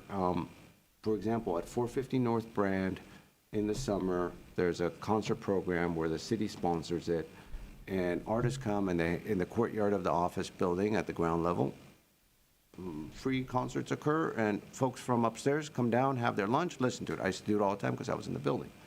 Those kind of opportunities that are created will utilize city programs to revitalize Central Avenue, which is the intent of the downtown specific plan. So it was created 15, 20 years ago.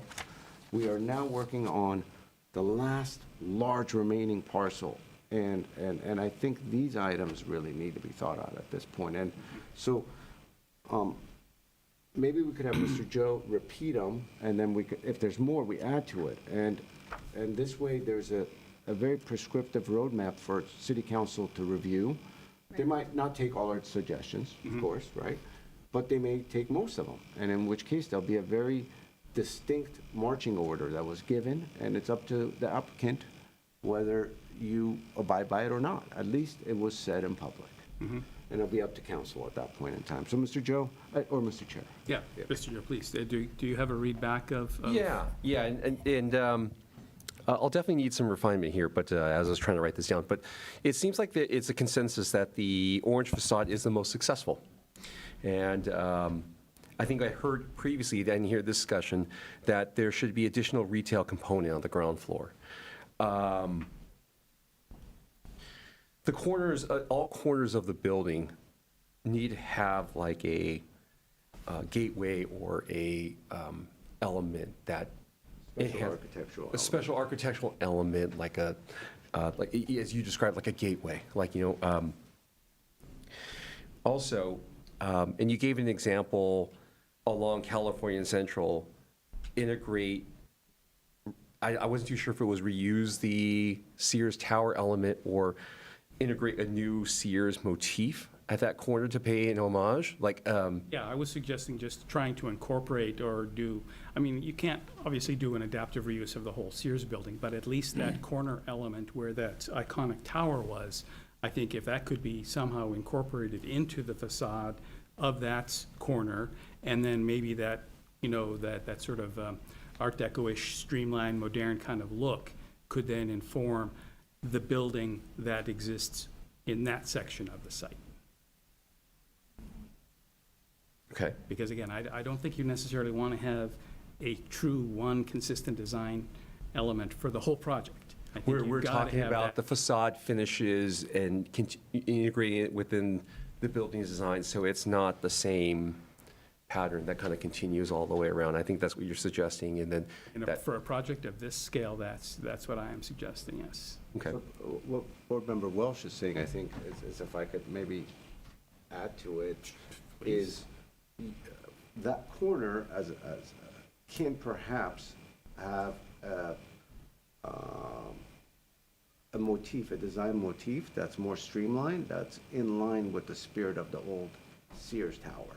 So it's a new building, it's not taking the old facade and reintegrating it into the facade, to the new project. No, it's using design elements from that era as perhaps the language of that corner.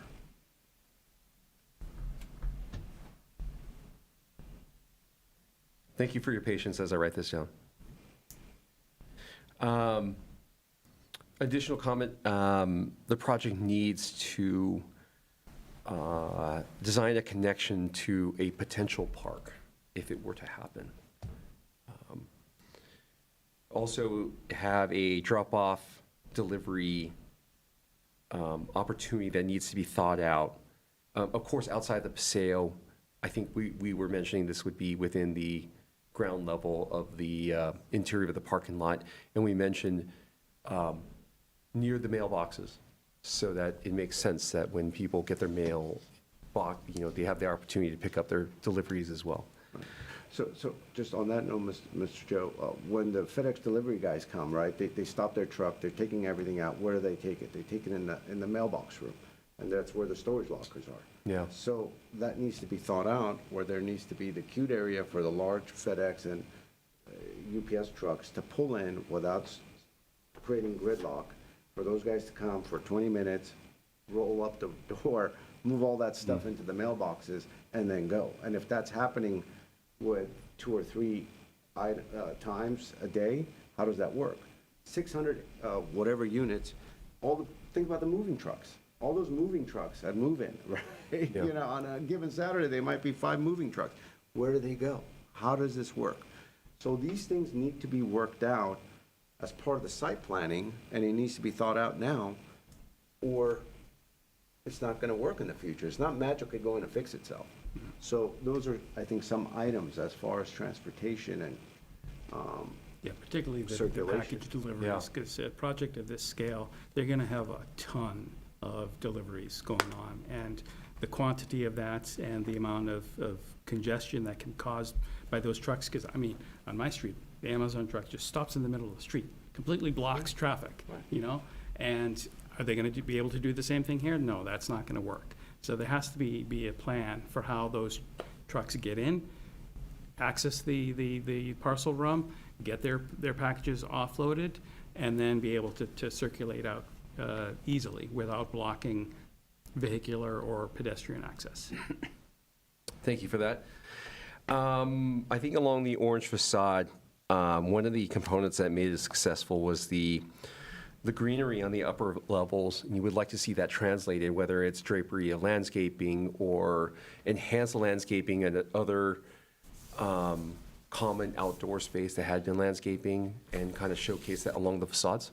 I think That could help to break up, in particular, even the corner of, I think along, or the sides that we're most concerned about, I think are, correct me if I'm wrong, but California and Central. I think those are the two where they could use that as a design tool, and also just for, people's enjoyment too. Okay, and I think this is the last one. And it's a comment regarding the Paseo, with the intent of revitalizing the areas like Central.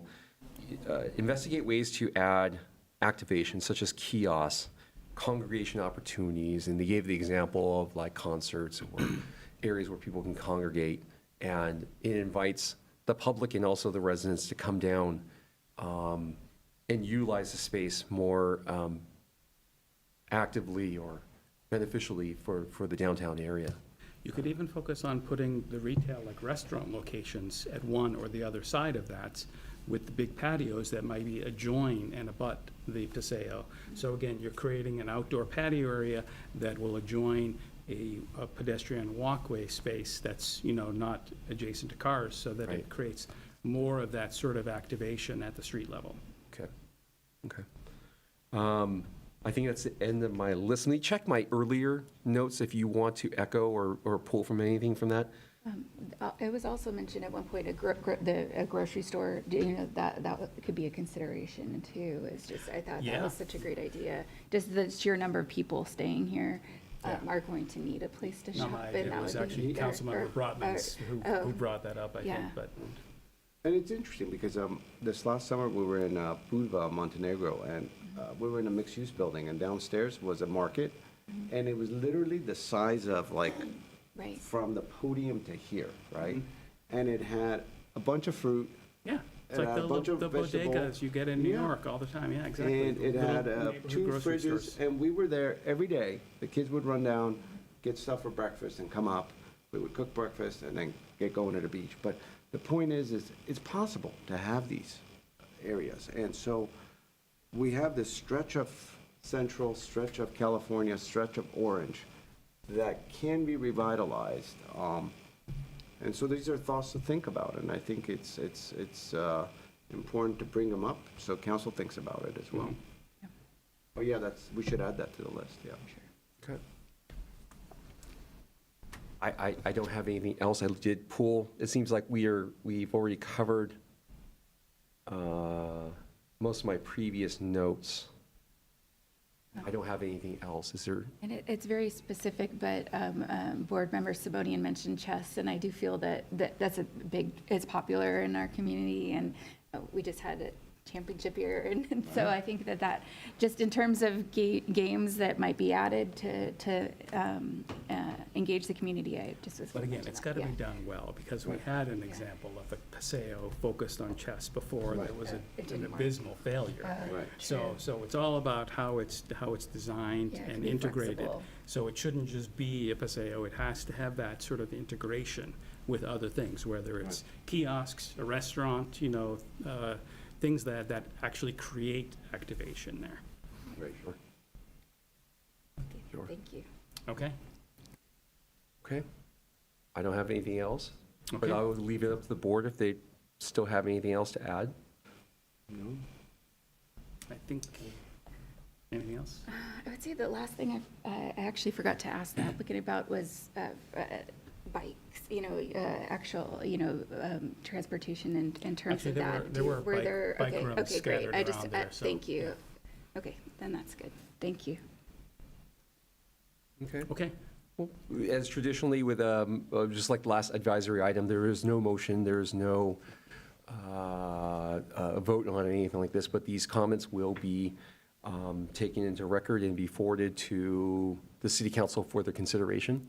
Okay. And hopefully the applicant will take some of these to heart and maybe do some redesigns or at least some conceptual ideas that you can present to city council. So hopefully you don't, run into a problem with city council, so. As Board Member Simone mentioned, we're really supportive of housing, and it's needed and even by right, by law too. And so I think we are in support, but it's just how it's implemented.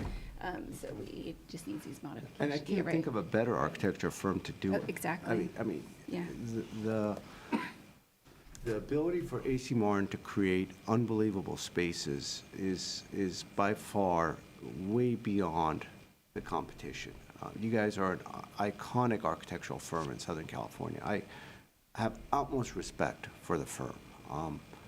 My architectural thesis project at USC was the May Company building, adaptive reuse building on that.